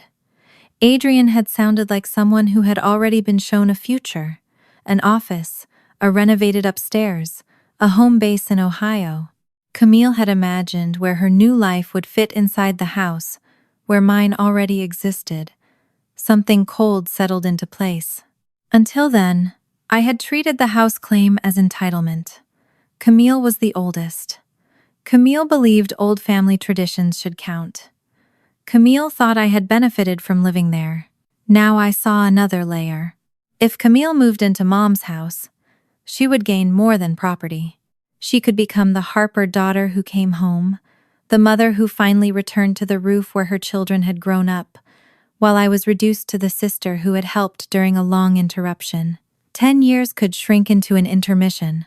I looked around Mom's bedroom at the dresser Dad and I had carried upstairs, the old water stain I had argued with an adjuster about, and the doorframe Molly once marked in purple crayon while still holding the evidence. Camille remembered the house. I knew how it worked. Adrian was still standing near the hallway when the silence became too obvious to ignore. He looked from Camille to me, then back to Camille. You told me this was where we were going to start over. Adrian's quiet remark about starting over in the house made Camille's reaction easy to see. She had been kneeling beside Mom's bed, with photographs spread across the quilt. Her fingers stopped halfway through turning one over, and she looked at him before she looked at me. For a moment, nobody moved. Then Camille did what she had always done when a conversation landed somewhere she had not intended. She narrowed the meaning. They had discussed possibilities, she explained. They were engaged. Her mother had died.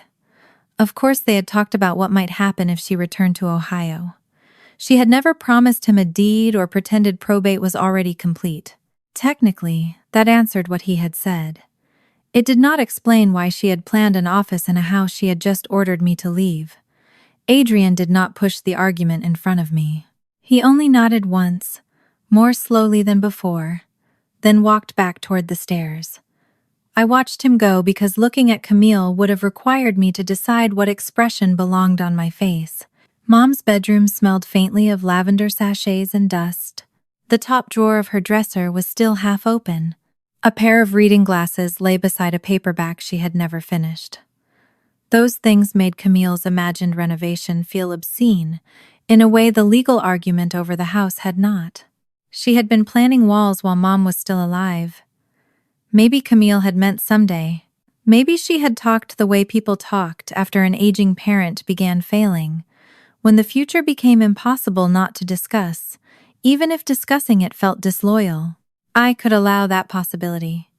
What I could not ignore was how naturally Natalie, the temporary helper, fit inside the future Camille had described. She finished sorting the few photographs we had already agreed could be reviewed and left without trying to continue the conversation. Adrian said goodbye to me from the foyer. Camille did not. After the door closed, I stood upstairs and looked at the wall he had mentioned opening. It was load-bearing. I knew because Dad and I had talked about removing it years earlier, before an inspection made the idea expensive enough to kill. That detail gave me a brief, sour kind of satisfaction. Camille had apparently planned a renovation without knowing which walls could move. I had spent 10 years learning which ones could not. By the first week of April, Mom's estate had moved from grief paperwork into actual probate.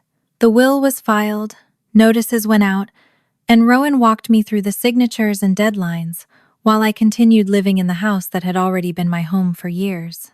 The will said what Rowan had already told us. The house was devised to me, though the estate still had to be administered before title transferred. The plan dated to 2019, when Dad was alive and Mom was still independent, and Camille had not been cut out of the remaining estate. My parents had made one unequal decision about the home where I had stayed and where the children had grown up. Camille responded to that decision by filing a will contest. The envelope from the law firm arrived on a Thursday. I had come home from a restoration site with drywall dust on the cuffs of my pants. Molly was at the kitchen counter, cutting strawberries into shapes that bore no relationship to geometry. Elise was doing homework. Graham had not come home yet. I saw the firm name and knew before opening it that nobody was sending me good news. The filing challenged the validity of Mom's will on the theory that I had exercised undue influence. The phrase felt worse than something louder, because it recast years of ordinary caregiving as a possible scheme. The phrase sat on the page with the sterile neatness of legal language. I read it twice, then a third time. The story Camille was offering was easy to understand. I had lived with my parents, helped manage their daily lives as they aged, had access to appointments and household decisions, and was now the person receiving the house. 10 years of being the dependable daughter had been reorganized into the outline of a scheme. My hands became very still. Molly asked if strawberries counted as dinner, if she ate enough of them. I folded the filing face down. Only if you plan to grow a new stomach by bedtime. She considered the problem seriously and went back to cutting. I stood at the counter with a document accusing me of manipulating my mother while my niece negotiated nutrition with fruit. That contradiction probably kept me from doing something stupid. I waited until the kids were occupied before calling Rowan. Rowan's explanation was deliberately boring, which I had begun to appreciate. Camille had the right to contest the will, but a filing was only an allegation. The 2019 timing, Mom's functioning then, the absence of evidence that I had coerced her, and the fact that Camille had not been cut out of the estate all made the claim difficult, rather than impossible. Legally, that was useful. Emotionally, I barely heard it. I kept staring at the phrase undue influence. The phrase forced ordinary memories into a shape I hated. Driving Mom because she avoided highway traffic, sorting Dad's pills, changing furnace filters, sitting with Mom at 2 a.m. when the other half of the bed felt too large. Camille had taken years of care and asked a court to consider whether they made me suspicious. For the first time since she came home, I wanted to break something. Instead, I carried the recycling outside so tightly that a cardboard edge cut into my palm. The contest made money real. In a way our earlier arguments had not. The contest turned lawyers from scheduled calls into real expense. Additional meetings and document work accumulated, and disputed issues required more specialized time than routine estate administration. The invoices were manageable, but real on both sides, which only made the fight feel more wasteful. I began measuring ordinary purchases against legal hours without meaning to. A grocery trip became part of an attorney conference. New tires became document review. The repair the back fence needed became something I could postpone because probate had acquired another mouth to feed. Nina noticed. She noticed everything I thought I was hiding. One morning she found me staring at a project budget with my personal bank account open on another screen. I closed the account. She did not ask how much the lawyers cost. Instead, she pointed toward the conference room, where I had spent 40 minutes reorganizing a restoration schedule that 2 project managers had failed to untangle.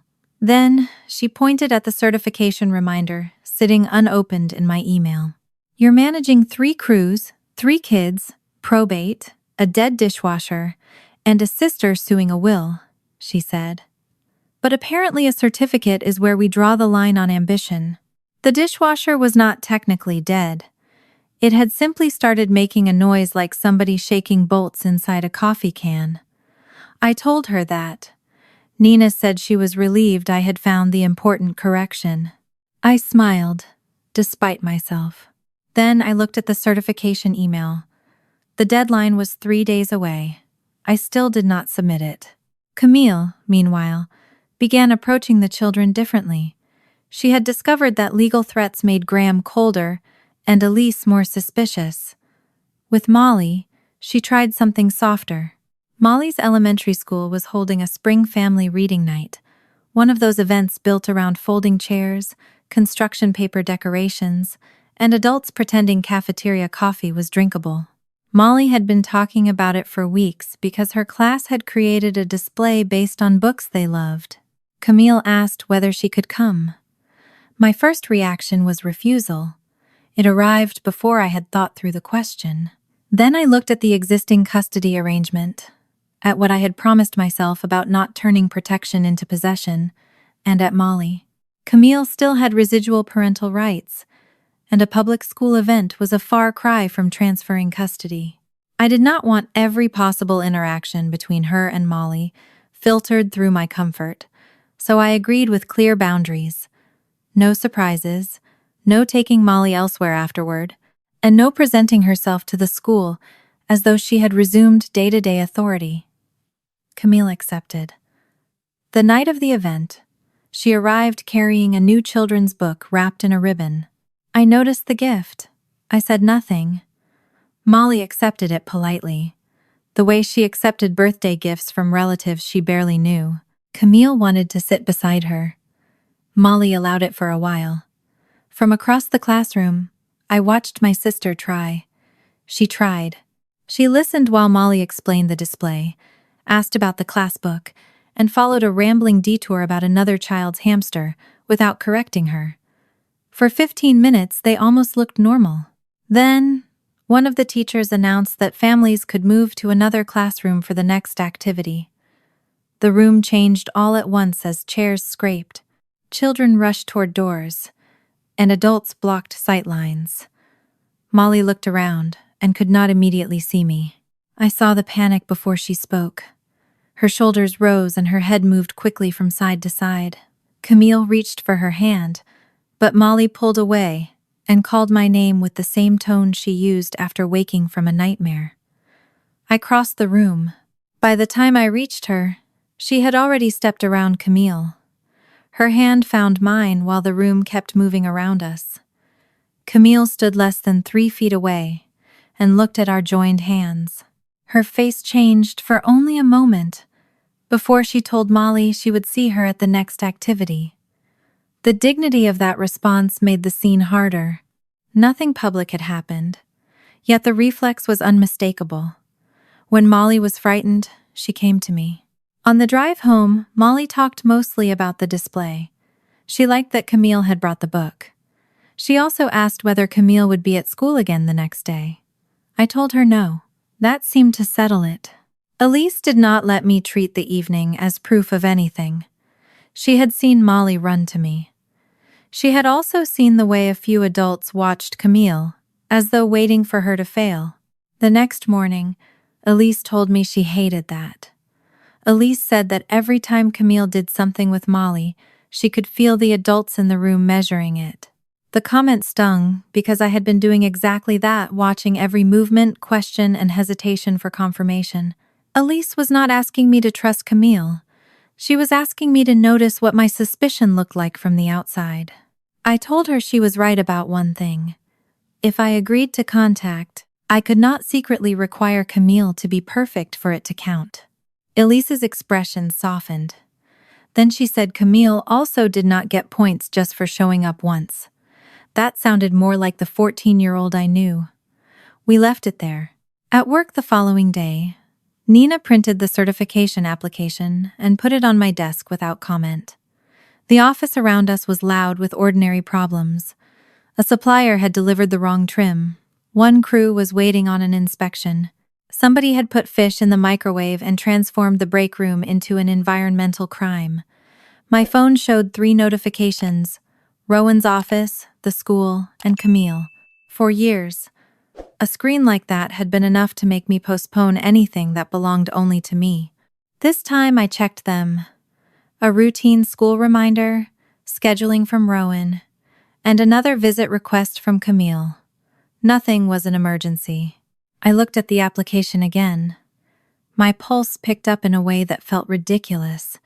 Submitting a professional certification form should not have felt more frightening than receiving a will contest. The will contest was something being done to me. This was something I had to choose.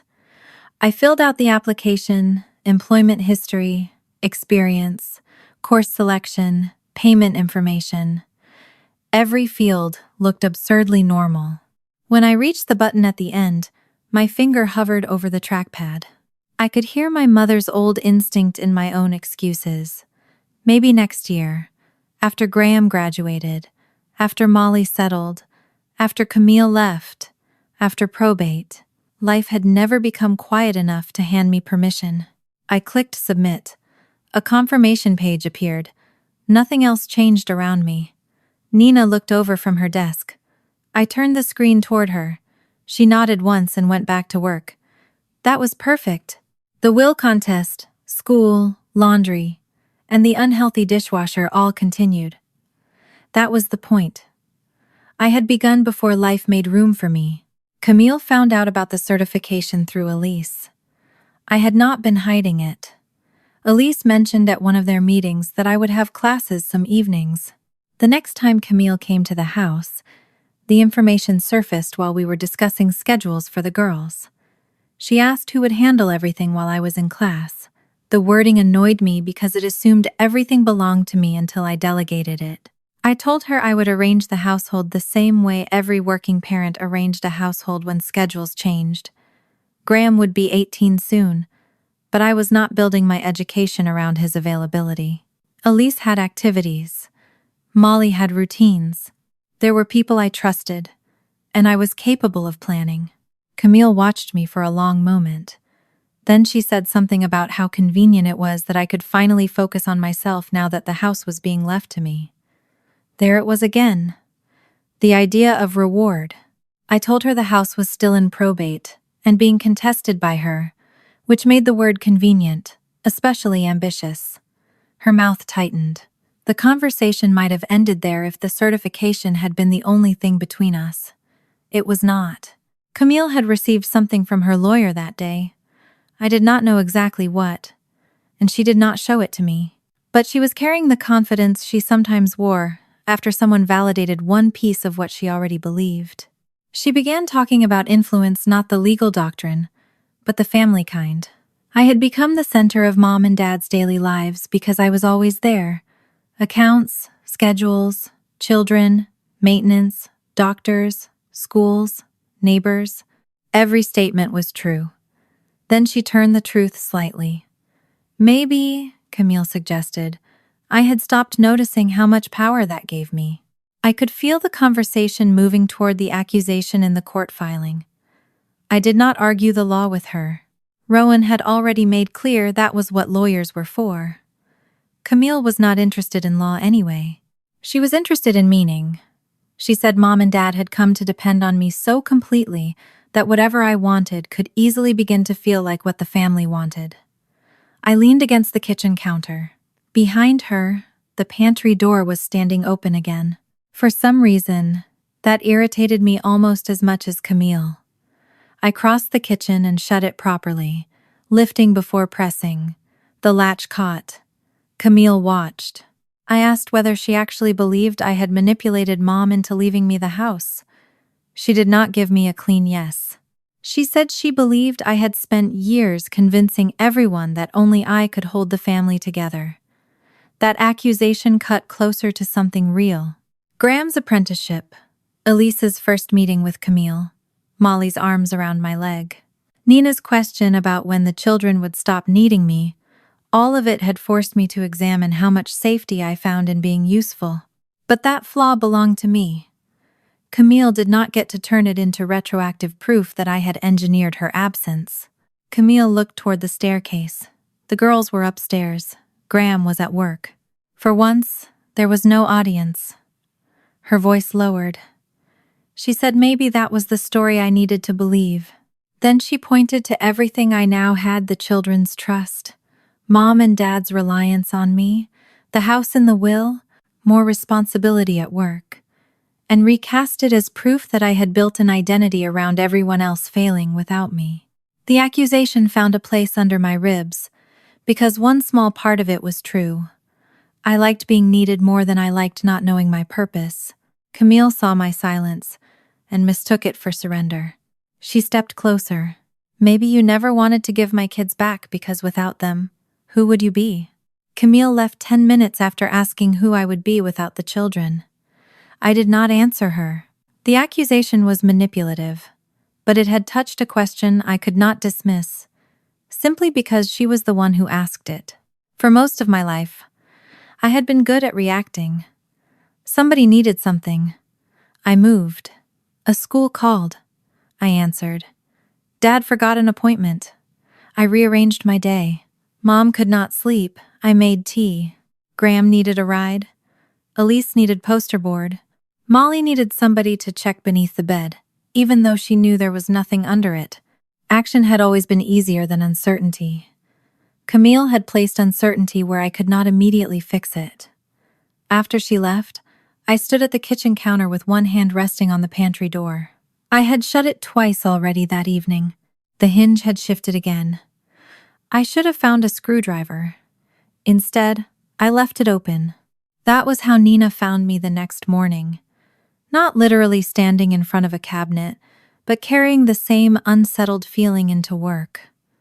I arrived early, reorganized a project schedule that did not need reorganizing, answered 3 emails before anyone asked for them, then spent 5 minutes adjusting columns on a spreadsheet because the widths annoyed me.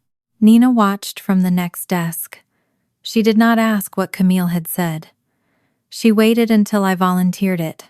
When I finally told Nina what Camille had said, she listened and pointed out that Camille could be weaponizing something real, while the real thing still deserved examination.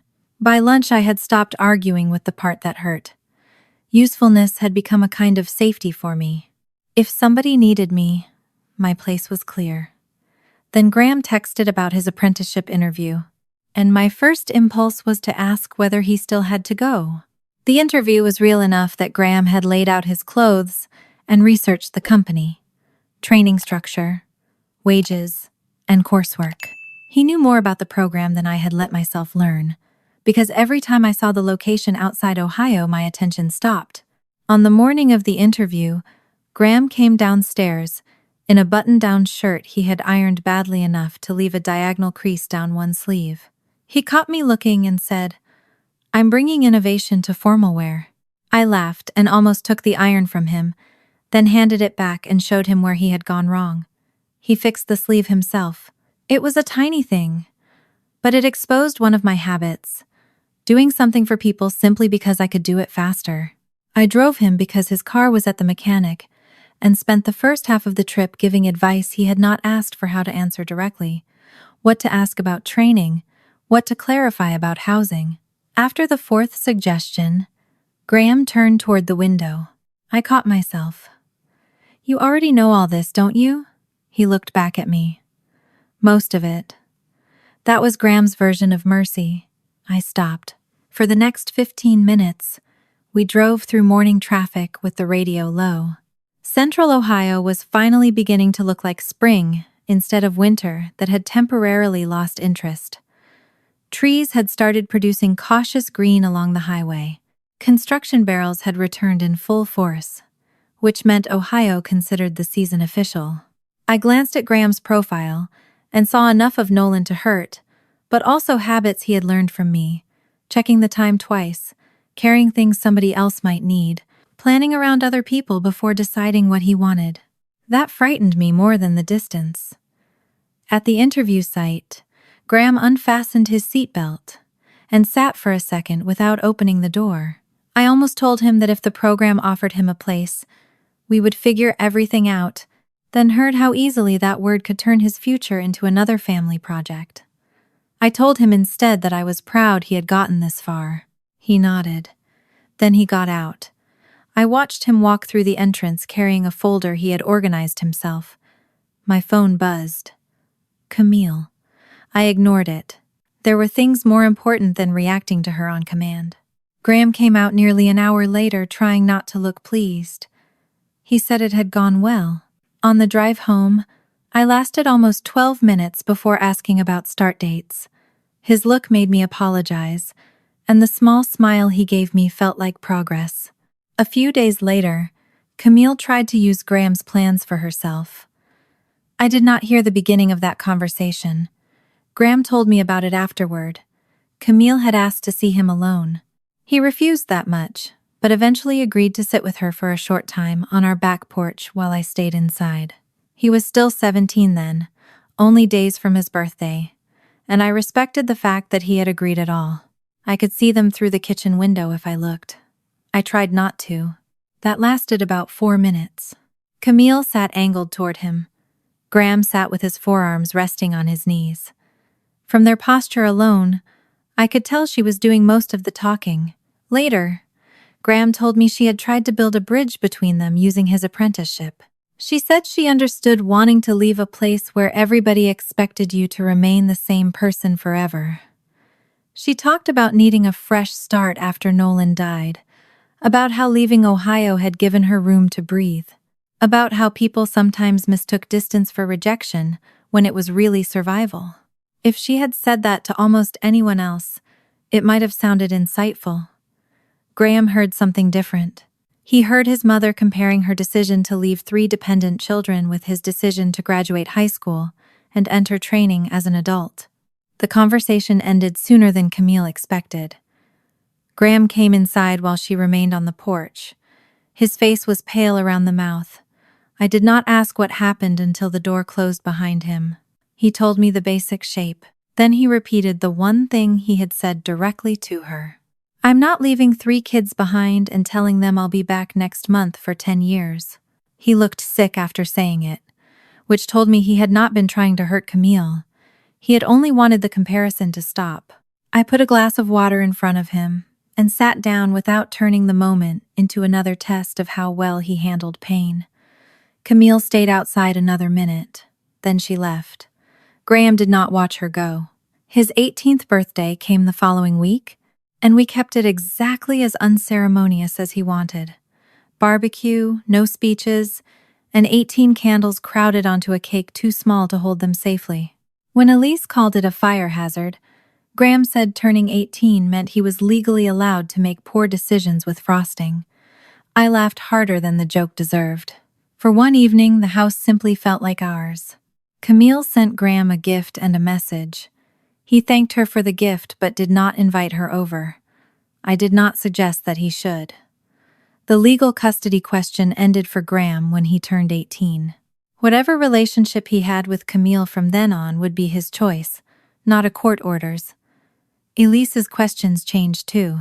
She stopped asking mainly for stories and began asking for dates when Camille looked at townhouses, when Graham packed, and when she accepted the regional sales role. Camille's answers drifted around the edges, turning firm moments into around then and decisions into things she had merely considered. Elise told me afterward that the shifting reasons bothered her more than the job itself. I did not ask her to report Camille's every reaction. I asked how she felt. Confused, she said, and disappointed. A week earlier, Elise had defended Camille whenever an adult looked at her too critically. Now she was doing something more difficult. She was allowing herself to like parts of her mother while distrusting other parts. I wanted to protect that complexity. So when she asked whether she should keep seeing Camille, I refused to answer for her. Elise looked almost annoyed.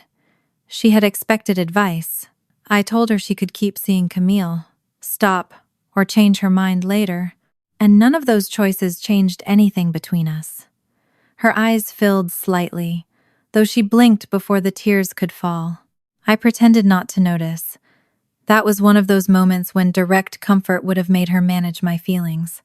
She leaned against my shoulder instead. I stayed still. "You really don't care if I like her?" The truthful answer was that I cared.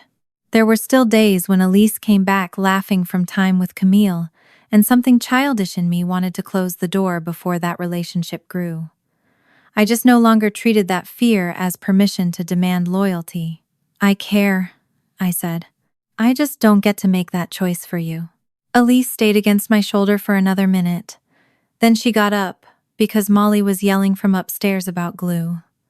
The moment ended in exactly the way most important moments in our house ended. Somebody needed help with a craft project. Marion's change came more slowly. For years, she had treated neutrality like a moral position. The more Camille spoke publicly within the family about Mom and Dad preventing reunification, the harder that became to maintain. The confrontation happened by accident one Saturday afternoon. Camille had come to see Elise, and Marion was already there returning a box of Mom's recipe cards she had found mixed with her own things after the funeral. Camille referred again to how our parents had repeatedly discouraged her from uprooting the children. Marion was standing beside the dining table. She stopped sorting recipe cards. For a second I thought she would do what she had done for years, look away, wait for the discomfort to pass, then tell herself everyone involved was an adult. She did not. That isn't the whole truth. Camille went completely still. The words were not loud. They did not need to be. Marion kept to what she personally knew. Arthur had resisted sudden changes, and Jean had valued routine. But in summer 2018, neither of them had prevented Camille from returning to Ohio. Marion had driven her to the townhouses and heard her compare the job options herself. Camille's face hardened. She accused Marion of reducing an impossible period to one conversation. Marion did not deny that the period had been difficult. She admitted that she had stayed silent because family privacy felt safer than conflict. Her words did not prove Camille's entire history false. They simply stopped lending silence to the version Camille preferred. Camille gathered her bag soon afterward. Elise still went with her for the planned outing. That surprised both Camille and Marion. It did not surprise me. I had already told Elise the choice belonged to her. If I withdrew permission the first time Camille was contradicted, my promise would mean nothing.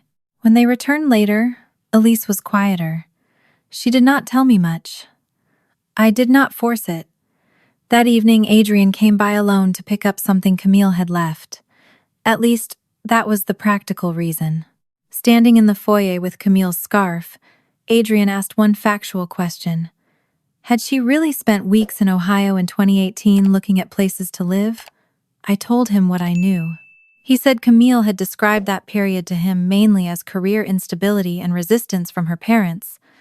And hearing her acknowledge the regional option no longer fit that version cleanly, he had already asked her about it, he said.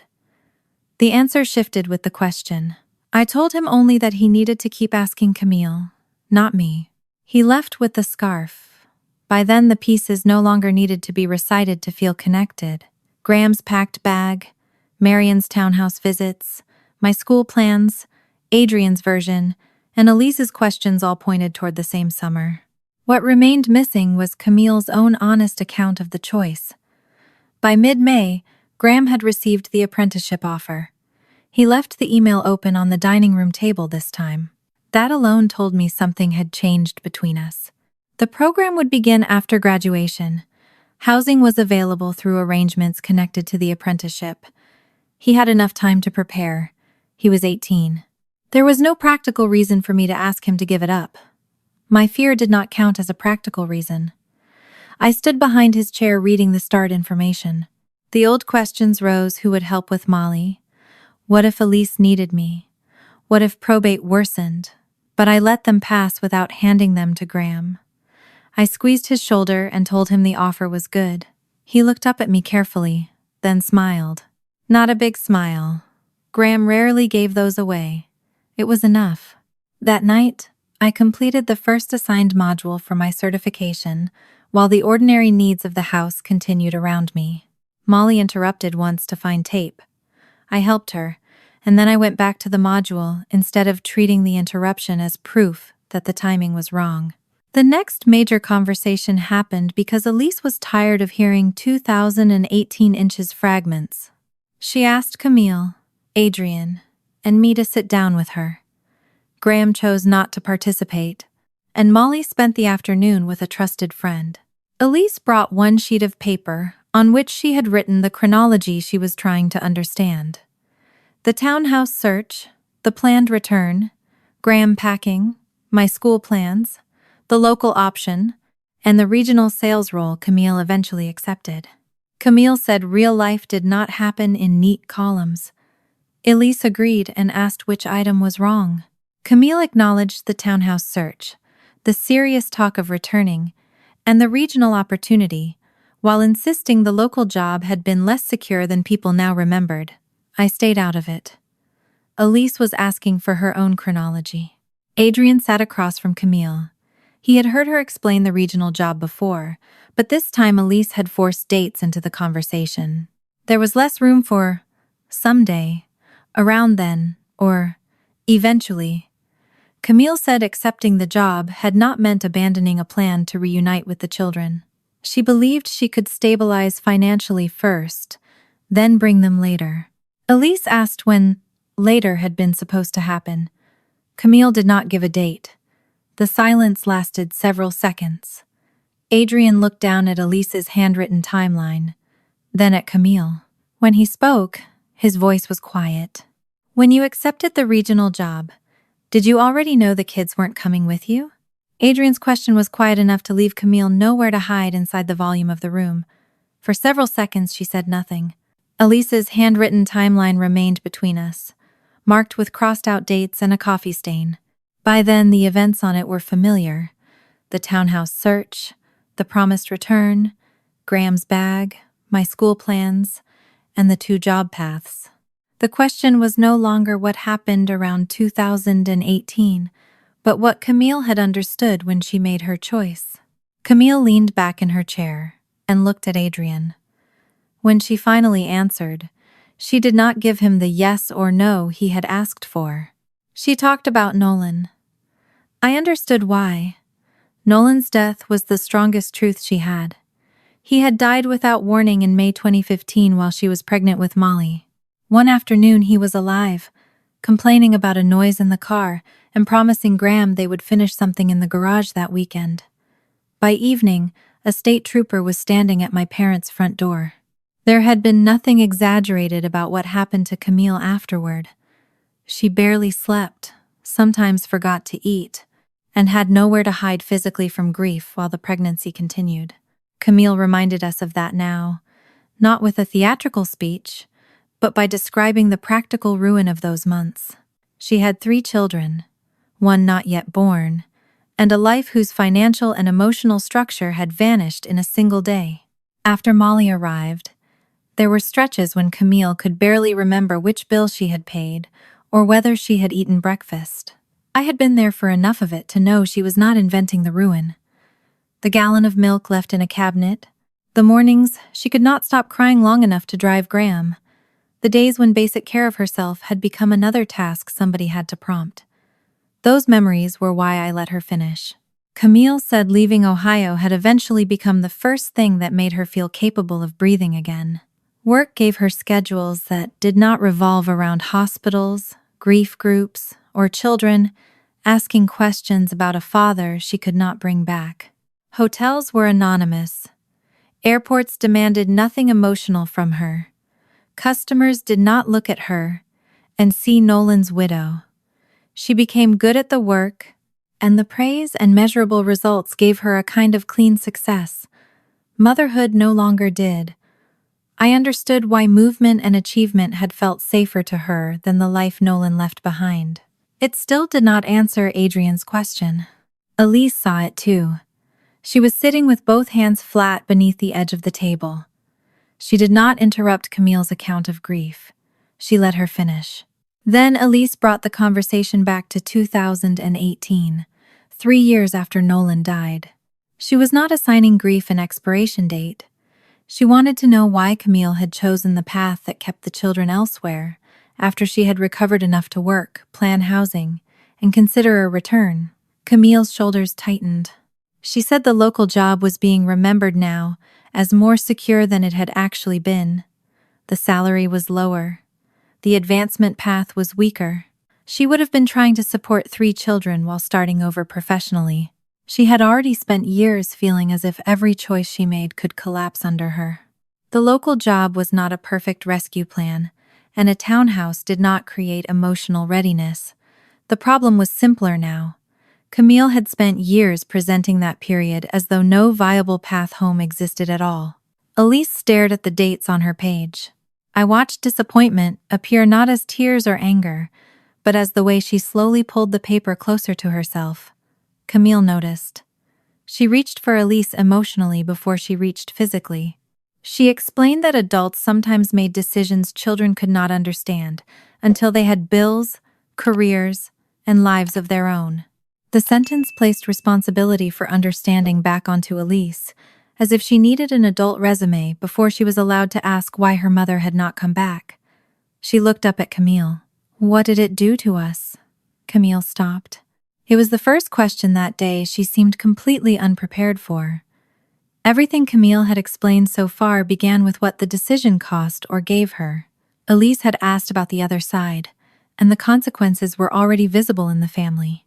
Graham's packed bag, my postponed school, Molly's lack of memory, Elise's need to reconstruct her own childhood. Camille looked down. She said she knew it had hurt them. The words were too general. Elise heard that. So did I. Before she could press further, a floorboard creaked in the hallway. My head turned automatically. Molly was supposed to be at a friend's house until early evening, but she stood just beyond the dining room entrance with her backpack against her chest. My phone was face down on the sideboard. Later, I would find 2 texts from her friend's mother, saying plans had changed, and she was bringing Molly home early. In the moment, all I knew was that I had missed the arrival, and Molly had heard enough. Her eyes moved from Camille to Elise to me. Then she asked whether somebody was leaving again. The question cut through every adult argument in the room. I stood immediately. There were truths Molly deserved, but this was not a conversation she needed to absorb by accident. I ended it. Camille started to say we could finish later, but I was already walking Molly toward the kitchen. I did not explain 2018. I helped her empty her backpack and listened while she talked through the ordinary reasons her afternoon had changed. A forgotten water bottle, an argument between 2 children, a ride home earlier than expected. Her breathing slowed as the subject became hers again. Behind us, the dining room became quieter. By the time I returned, Elise had taken her timeline upstairs. Adrian was standing near the front window. Camille was alone at the table. I told her that any conversation about the past had to happen when Molly was not within earshot.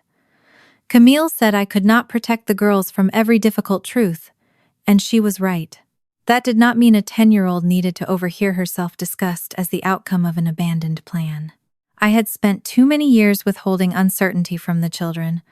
Flooding Molly with adult detail would only repeat the mistake in reverse. Camille gathered her things. Adrian left with her.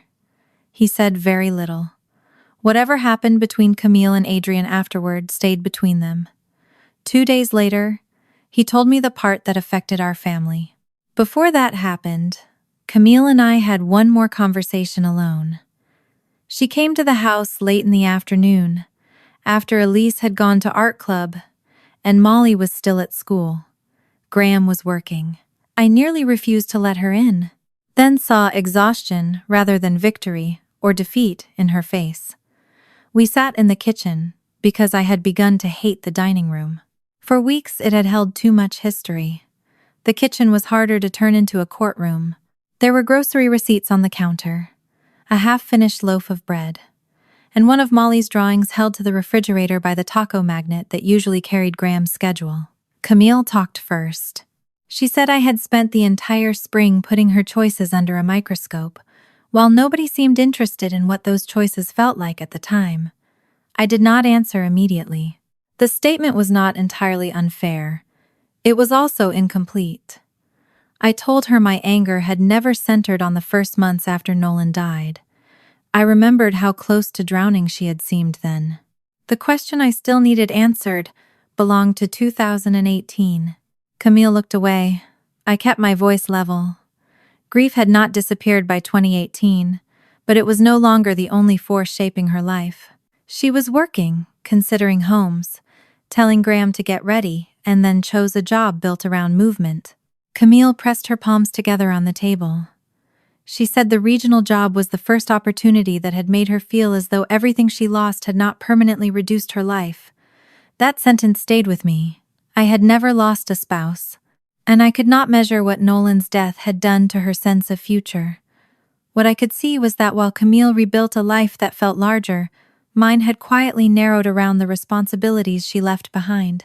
I remembered the blue notebook I had bought for classes, and later filled with grocery totals, but I held that memory back. I wanted to know whether Camille could see any cost beyond her own without my itemizing it for her. Instead, Camille looked around the kitchen. Her gaze moved over the counters, the refrigerator, the worn section of floor near the sink. Then she said I kept talking as though I had received nothing. I knew where the conversation was going before she arrived. She pointed to the house, my years of stable housing, the support she had paid, the mortgage I had not carried, and the will. Without using a number, she turned the decade into a balance sheet.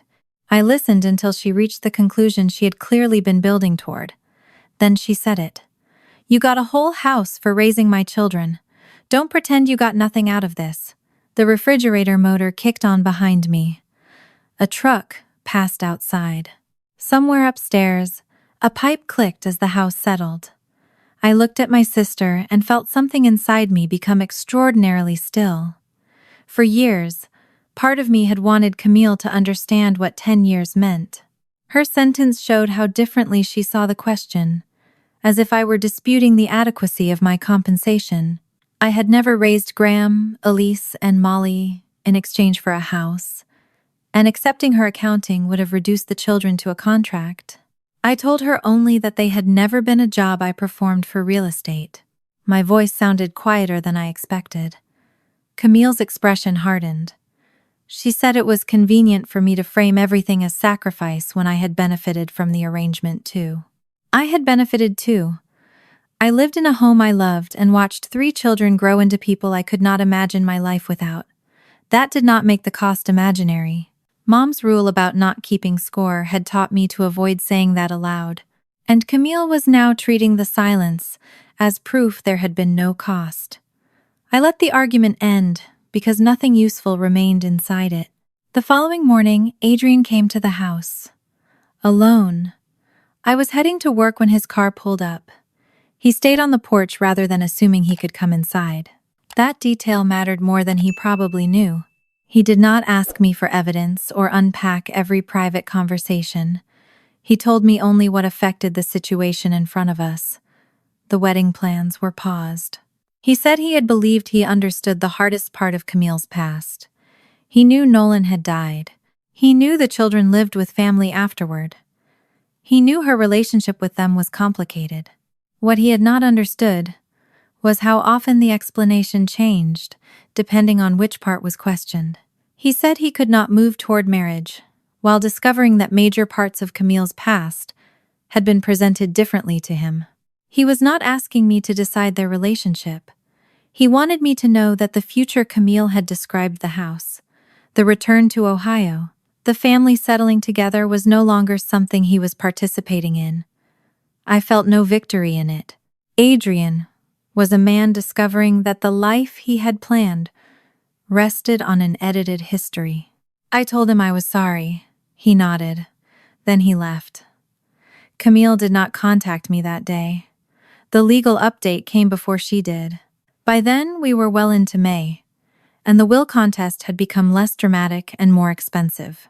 The legal update remained cautious. The memories about the children had little to do with whether Mom's 2019 will had been improperly influenced. Camille still lacked evidence that Mom lacked capacity, or that I had coerced the disposition, and the older estate plan had not cut her out entirely. She could continue the case, but without stronger facts, both sides would keep paying to argue over an allegation that had not changed the will. Hearing that finally let me treat the filing as a claim rather than a verdict. That evening, Elise came home from seeing Camille and went directly upstairs. She did not slam the door. She simply stayed there longer than usual. When she came down, her eyes looked tired. She said Camille had told her Adrian postponed the wedding. I waited. Elise did not want Adrian to leave Camille. What she wanted was for Camille to stop turning every consequence into proof that somebody else had betrayed her. I reached across the table. Elise, let me hold her hand. Neither of us spoke for a while. The next conversation with Camille happened 2 nights later, when she came to the house after another update from her lawyers and, for once, did not begin with the property. She looked exhausted. Elise was upstairs. Molly was supposed to be in bed. Graham had gone out. I let Camille sit at the kitchen table. Her confidence had changed. She was still angry, but the anger no longer carried the assumption that everything would eventually arrange itself around her. She accused me of turning everyone against her. I did not defend myself from that in detail. Adrian, Elise, Graham, and Marion had each made choices Camille did not like. If she treated all of them as evidence of my influence, nothing I said would persuade her otherwise. So I asked the narrower question that had been sitting underneath all the others. When did you stop planning to come back? Camille looked at me. For a moment, the anger slipped. Something more frightened took its place. Then she said, I never stopped. The answer came quickly, but speed was not what made it impossible to accept. The townhouse, the job, Graham's bag, my abandoned school plans, and Molly's fear all sat between I never stopped and the years we had actually lived. A floorboard creaked behind me. I turned. Graham was standing in the doorway. I had not heard him come home. His face was unreadable, but his eyes were fixed on Camille. Then why did you tell me to pack after you'd already decided to take that job? Graham did not raise his voice when he asked why Camille had told him to pack after already leaning toward the regional job. That made the question harder to escape. He stood in the kitchen doorway with one hand on his backpack strap, rain darkening one shoulder of his jacket, and for several seconds that ordinary detail was the only thing I could make myself look at. Camille turned toward him. The color left her face slowly. She had spent weeks answering adults who remembered pieces of 2018. Adults whose recollections could be challenged, softened, or pushed into context. Graham was different. He was the child she had told to pack. Now, he was 18. There was nowhere useful to send the question, except back through the years. Camille tried to explain that the timing was more complicated than Graham remembered. The regional job had not started exactly when the family first discussed the move. There had been overlapping possibilities, training expectations, travel commitments, and uncertainty about where she would be based. None of that sounded impossible. None of it answered him. Graham stepped farther into the room and set his backpack on the floor. Graham did not claim perfect dates. He remembered what a 10-year-old would, being told to get some things together, wondering whether to take Nolan's baseball glove, not knowing how many shirts counted as enough, and leaving the bag beside his closet because nobody told him when to carry it downstairs. He remembered waiting. Camille stared at the table. I had the urge to step in, the reflex I had used for 10 years whenever one of the kids looked hurt. This time, Graham was an adult asking for his own answer, so I stayed where I was. Camille eventually admitted that she had already been leaning toward accepting the regional position when she talked to Graham about moving. She called it leaning, not a final commitment. Graham's mouth pressed into a line. The word still meant she had known there was a real chance the children were not going with her when she asked a 10-year-old to imagine packing. Camille said she had wanted both options to remain open. She believed she might accept the job temporarily, prove herself, stabilize financially, and then restructure things around the children. At the time, she had told herself the regional role did not close the door. She called the regional job a delay, and the word hit too close to the language of my own life one semester. After the school year, when Dad improved, when Mom needed less, next year. Camille had her versions too. A few months, one more sales cycle, enough seniority to negotiate. Each postponement had a reason, which was how a decade could disappear without either of us naming what was happening. Graham sat down across from Camille, and for a moment the 18-year-old in front of me seemed to carry the 10-year-old who had packed that bag with him. He asked whether she ever seriously intended to return after accepting the regional job. Camille looked toward the window. The backyard beyond the glass had gone dark except for the small security light Dad installed years ago. Rain made the deck boards shine. She said yes at first, then stopped. Her shoulders lowered, and for the first time all evening, she looked less like someone defending a position than someone running out of ways to survive it. The regional work went well, better than she expected. She discovered she was good at sales because she could read people quickly and recover from rejection. She traveled enough that no place had time to become heavy with memory. Her income improved. Her managers trusted her. She began being offered larger accounts, and she liked the life around it. The hotels where nobody needed breakfast packed. The flights where nobody woke her from nightmares. The evenings and weekends governed only by her own schedule. That was the admission she had spent years avoiding. For the first time since Nolan died, Camille had experienced a version of adulthood that did not feel like surviving disaster. She had been ashamed of how much relief that gave her. Instead of admitting how much she liked the relief, she converted it into temporary strategy. Work one more year, save more, get promoted, then return. Camille's hands tightened together on the table.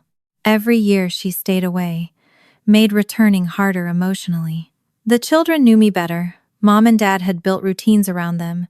Graham stopped asking when she was coming home, and Molly increasingly treated Camille like a relative.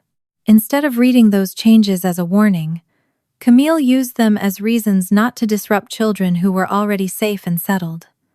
Then she accepted another year of travel, and another. By the time she described the pattern aloud, the logic of each individual year had accumulated into a childhood. Elise had come downstairs sometime during the conversation. I did not hear her approach. She stood near the hallway, arms folded loosely across herself. I hated that she was hearing this. I also knew she had spent weeks asking for the truth. Molly was asleep upstairs. Elise had asked for this history. Molly was not old enough to need every detail of it yet. Camille noticed Elise and stopped. Elise did not ask another question. She did not need to. Camille looked from Graham to her daughter, and finally said the sentence none of us had managed to pull from her before. There had not been one day when Camille decided to abandon them. She had kept choosing another year until repeated avoidance became indistinguishable from a decision. The confession gave me grief rather than satisfaction, because it exposed time as much as it exposed Camille. I saw the blue notebook, the training I had postponed, the opportunities I delayed while telling myself I would revisit them after the next family milestone. Camille had postponed responsibility. I had postponed myself. Those choices were not morally equal, But both of our lives had been carried forward by the same quiet word, later. I looked down at my hands. For a long time I had treated leaving school as the single moment my future disappeared. The harder truth was that I had kept participating in the postponement after that, until changing my own pattern felt harder than maintaining it. Camille remained responsible for what she had left behind. I was responsible for what I chose next. Graham stood. He did not hug her. He did not tell her he forgave her. He said he had heard enough for the night and went upstairs. Camille watched him leave. The old stair squeaked beneath his weight. Her eyes closed for a second. That sound had become part of the house long before any of us knew how much history it would carry. Elise remained near the doorway. Camille turned toward her. I could see the instinct gathering the need to explain more, to soften the confession, to make sure Elise understood that she had still loved them. Elise stopped it before it began. She said she was tired. That was all. She went upstairs too. Camille and I were left alone. For once, she did not tell me the children had been influenced against her. She sat at the kitchen table, staring at the empty places they had left behind. I could have used the silence to catalog every hurt the children had carried. Instead, I chose the part Camille did not know. The blue notebook and the school I had nearly returned to in 2018. I told Camille that in summer 2018 I had contacted my old school. I had started figuring out how to return. Her head lifted. I explained how close I had been the re-enrollment questions, the course schedule, the cheap blue notebook. I had known promises could change, but Camille was in Ohio looking at housing and telling Graham to pack. For the first time in years, returning to my own life had seemed responsible. Then the move disappeared, and school disappeared with it. Camille stared at me. I waited for an apology. She gave me something less complete. She said she did not know I had been that close. I believed her. That was part of the problem. Nobody had asked. My reliability had made my plans easy to overlook, and I had become skilled at making the cost look manageable. I told Camille I would choose the kids again. I would not trade Graham, Elise, or Molly for a degree, a promotion, or a different version of my 20s. Loving them did not make the cost unreal. Camille began crying quietly. I had seen enough of my sister's tears to know this was not for an audience, but I still did not cross the table to rescue her from the moment. She wiped her face with the heel of her hand and said she had hated herself for liking the freedom. That shame, more than anything, had made honesty impossible. If she admitted she liked her life, then she feared there was no version of the story in which she was still a mother who had simply gotten lost. So she kept changing the explanation work, timing, dad, mom, school, distance, money, stability. Each had mattered at some point, but none was the whole answer. Returning became harder, while staying away became easier, and Camille kept choosing the easier path. I did not offer forgiveness or condemnation that night. Either would have been a shortcut. The following weeks were quieter in ways I had not expected. The truth did not repair the family. It removed one argument. Camille could no longer tell Graham he remembered wrong. She could no longer tell Elise that mom and dad were the central reason she had not returned. She could still explain grief and fear. She could still say the local job had problems. She could still regret what she chose. But the central fact had stopped moving. By early June, the will contest moved toward resolution. The legal issue had always been the validity of Mom's 2019 will, and Camille still lacked strong evidence of coercion or incapacity. With costs rising, she agreed to dismiss and release the contest, accept the residual share the existing estate plan already provided, and let probate continue toward transfer of the house to me. The threat ended quietly through paperwork, but it ended. When Rowan told me the agreement was moving forward, I felt exhaustion first, and then relief. I sat in my car outside work with my forehead against the steering wheel and let the house become ordinary again. Taxes, insurance, repairs, a pantry hinge that still needed attention, and a place where people had lived. The children's boundaries were different. Graham wanted distance and offered no timetable for changing his mind. Elise wanted occasional contact on the condition that Camille stop rewriting the past. She told her, "I want to know you. I don't want you deciding where I live." Molly did not want to call Camille mom, wanted advance notice before school events, and asked her to stop bringing a gift every time they met. Camille did not like every boundary, but she accepted them. My boundary concerned the house. Camille's contact with the children did not give her a right to move in, arrive unannounced, or revive the renovation plan she had imagined with Adrian. If she wanted relationships with the children, she would have to build them without taking possession of the place where they felt safe. For once, she did not argue about being the oldest. She accepted the boundary. Adrian remained separate from the family conflict. The wedding was still paused, and when I saw him once during a scheduled visit, he said he and Camille were trying to decide whether enough trust remained to continue. One confession had not repaired what months of changing explanations had damaged. Marian came by a few days later and apologized for her own silence.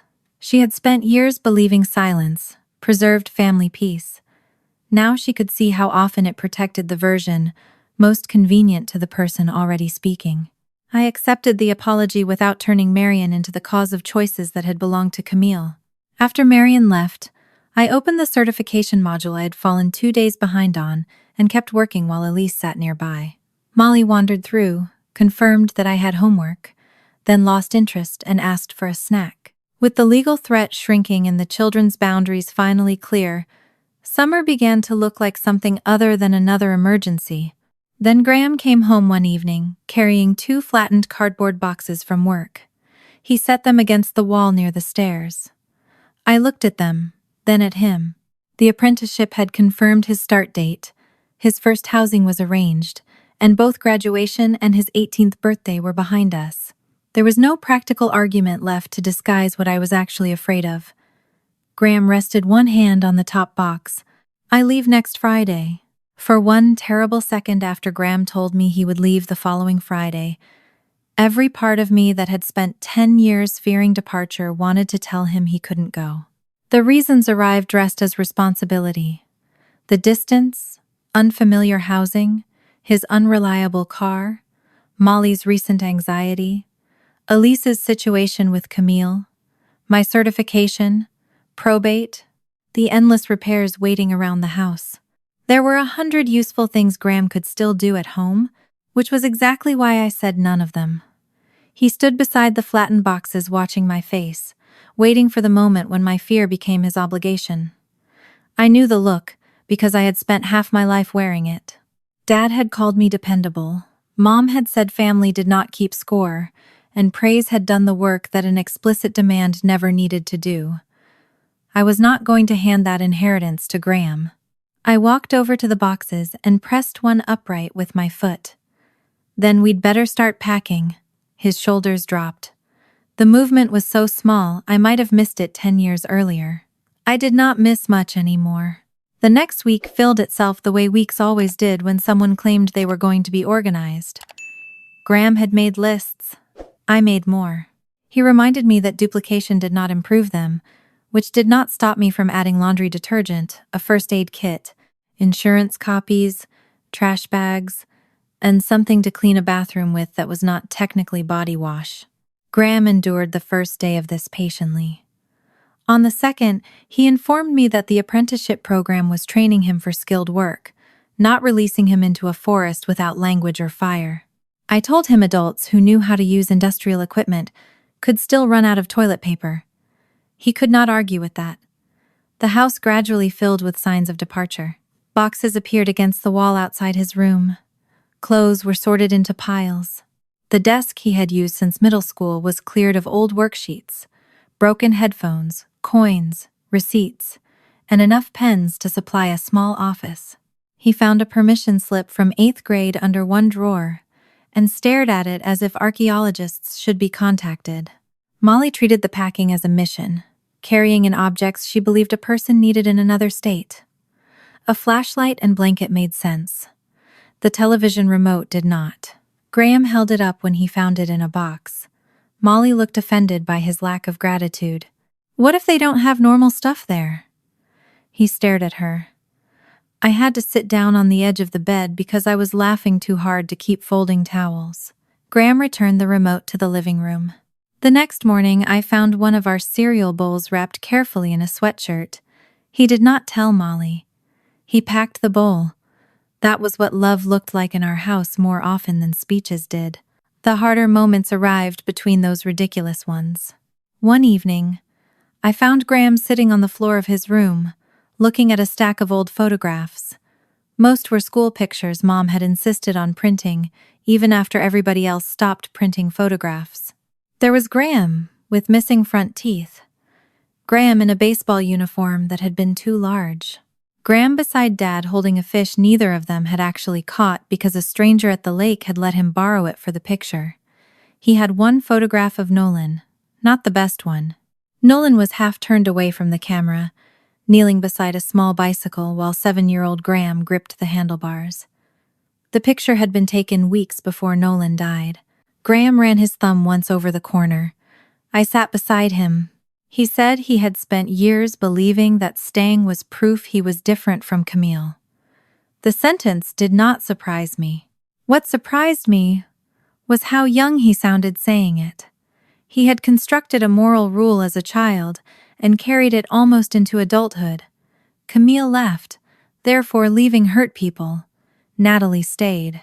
Therefore staying meant love. Children build simple equations because complicated ones are hard to survive. I had reinforced his without meaning to.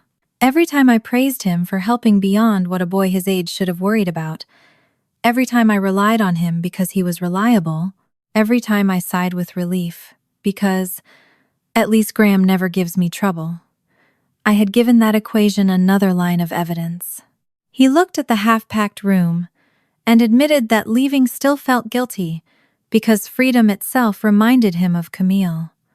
I understood why, but the circumstances were not the same. Graham was 18, finished with high school, and entering an apprenticeship he had researched and earned. He was not leaving dependence behind, under a promise that kept moving. I told him the distance was not what defined abandonment. Responsibility did. He looked down at Nolan's photograph, then put it into the box he planned to keep near his bed. The day before Graham left, Camille texted me asking whether she could come by to say goodbye. I did not answer for him. That had become one of the clearest measures of my own progress. In March, I would have decided whether contact was safe, useful, deserved, or disruptive before asking what Graham wanted. Now I handed him my phone. He read the message. He said he did not want a long visit. I told Camille exactly that. She arrived in the afternoon and stayed less than 20 minutes.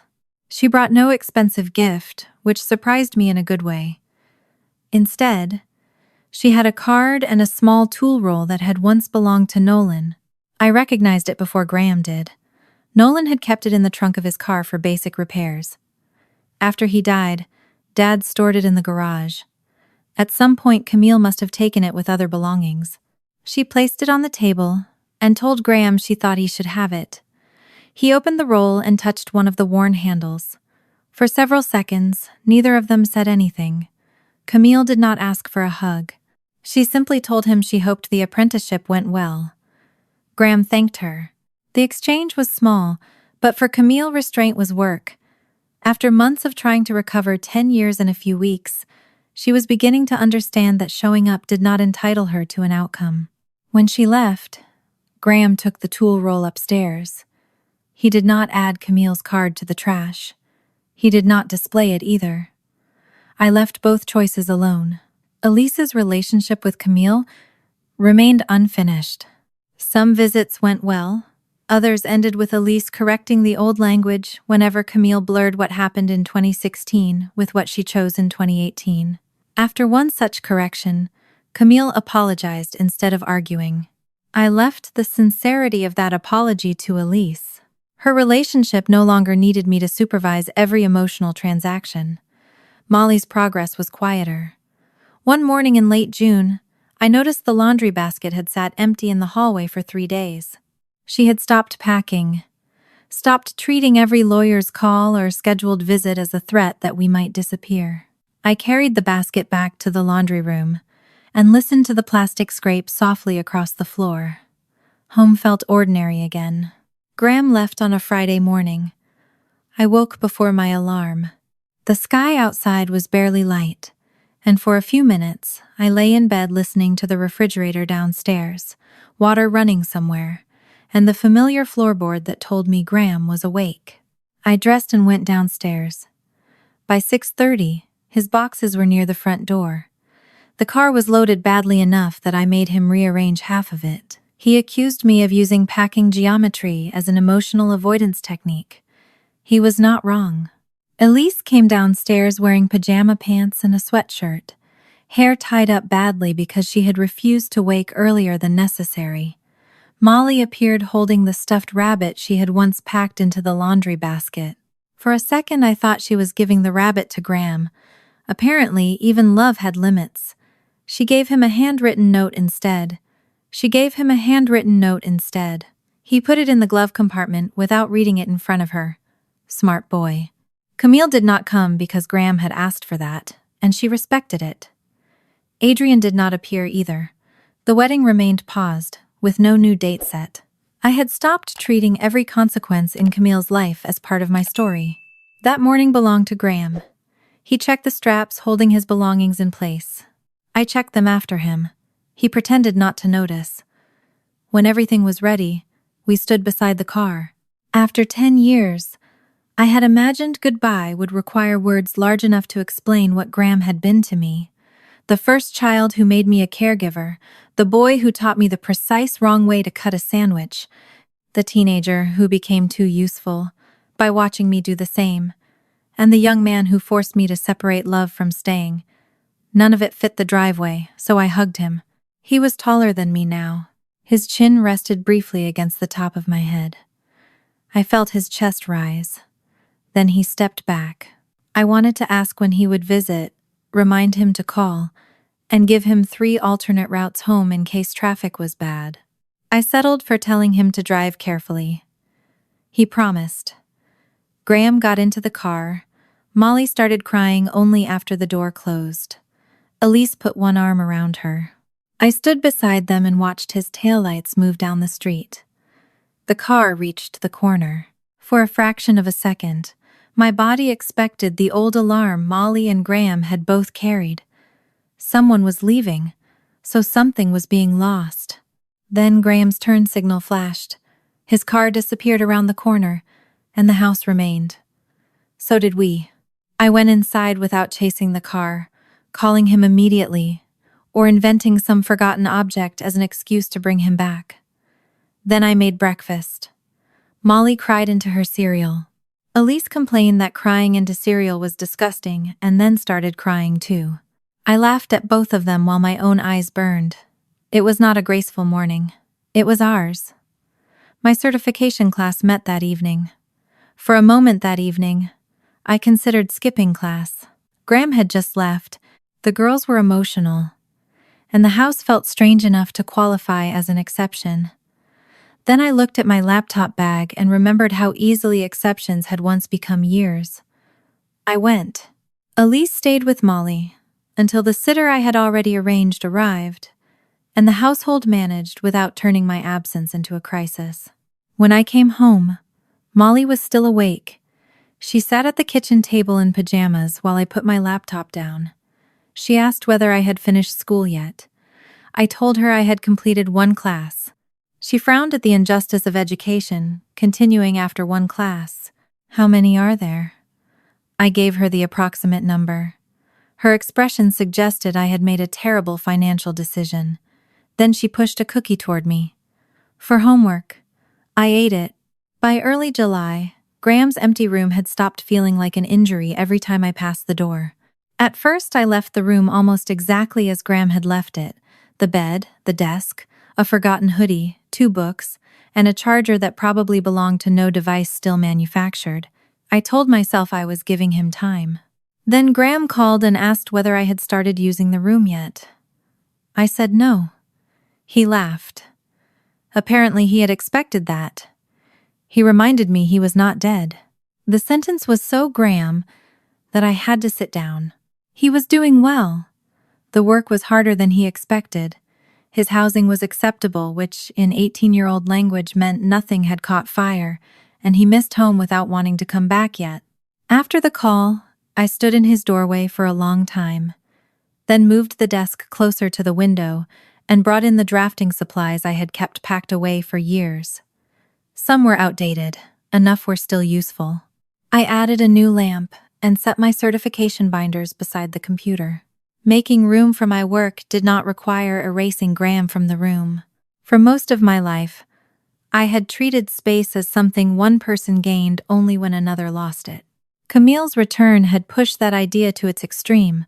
Her motherhood versus my place, her claim to the house versus my home, Graham's future versus the family's stability. The room in front of me proved those choices did not have to be zero-sum. Elise wandered in while I was setting up the lamp. She looked around and asked whether I was turning Graham's room into an office. I told her partly. She said he was going to complain about the lamp. I said he had abandoned his voting rights by moving several hundred miles away. She reminded me that I had spent an entire spring explaining why leaving did not equal abandonment. I stared at her.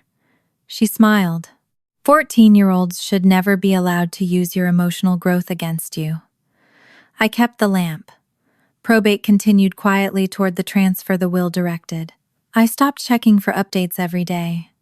The house was no longer the center of every fear. Camille's relationships moved just as slowly. Molly declined an overnight visit, Elise declined an expensive trip, and Graham answered some messages but not others. Camille's consequence was not one dramatic punishment but the repeated work of showing up when invited, accepting no, telling the truth when it cost her, and allowing each child to want something different. Whether she could sustain that work belonged to years I had not lived yet. Marion still came by, still missed Mom, and sometimes helped me remember Jean with affection without pretending her peacemaking had always been fair. I no longer needed my parents to become saints after death or villains after disappointment. The same was becoming true of everyone else. Love could survive a clear accounting of what choices had cost without turning that accounting into a debt ledger. One Saturday afternoon, I sat at the new desk beside Graham's old window. My certification materials were open in front of me. Outside, Molly and Elise were arguing over a garden hose. Somewhere down the street, a lawnmower started. The pantry cabinet downstairs had popped open again, and I could hear it banging softly whenever the air conditioning came on. I smiled and decided I would fix the cabinet later. For once, later meant exactly that. On the desk beside me lay a drafting exercise from my course. Straight lines, measurements, a renovation plan. The kind of work I had imagined doing before life became a series of needs more urgent than my own. I picked up my pencil. For 10 years, I had measured love by how much of myself I could give away. I still loved them just as fiercely. The difference was that I had finally learned to leave something of myself standing.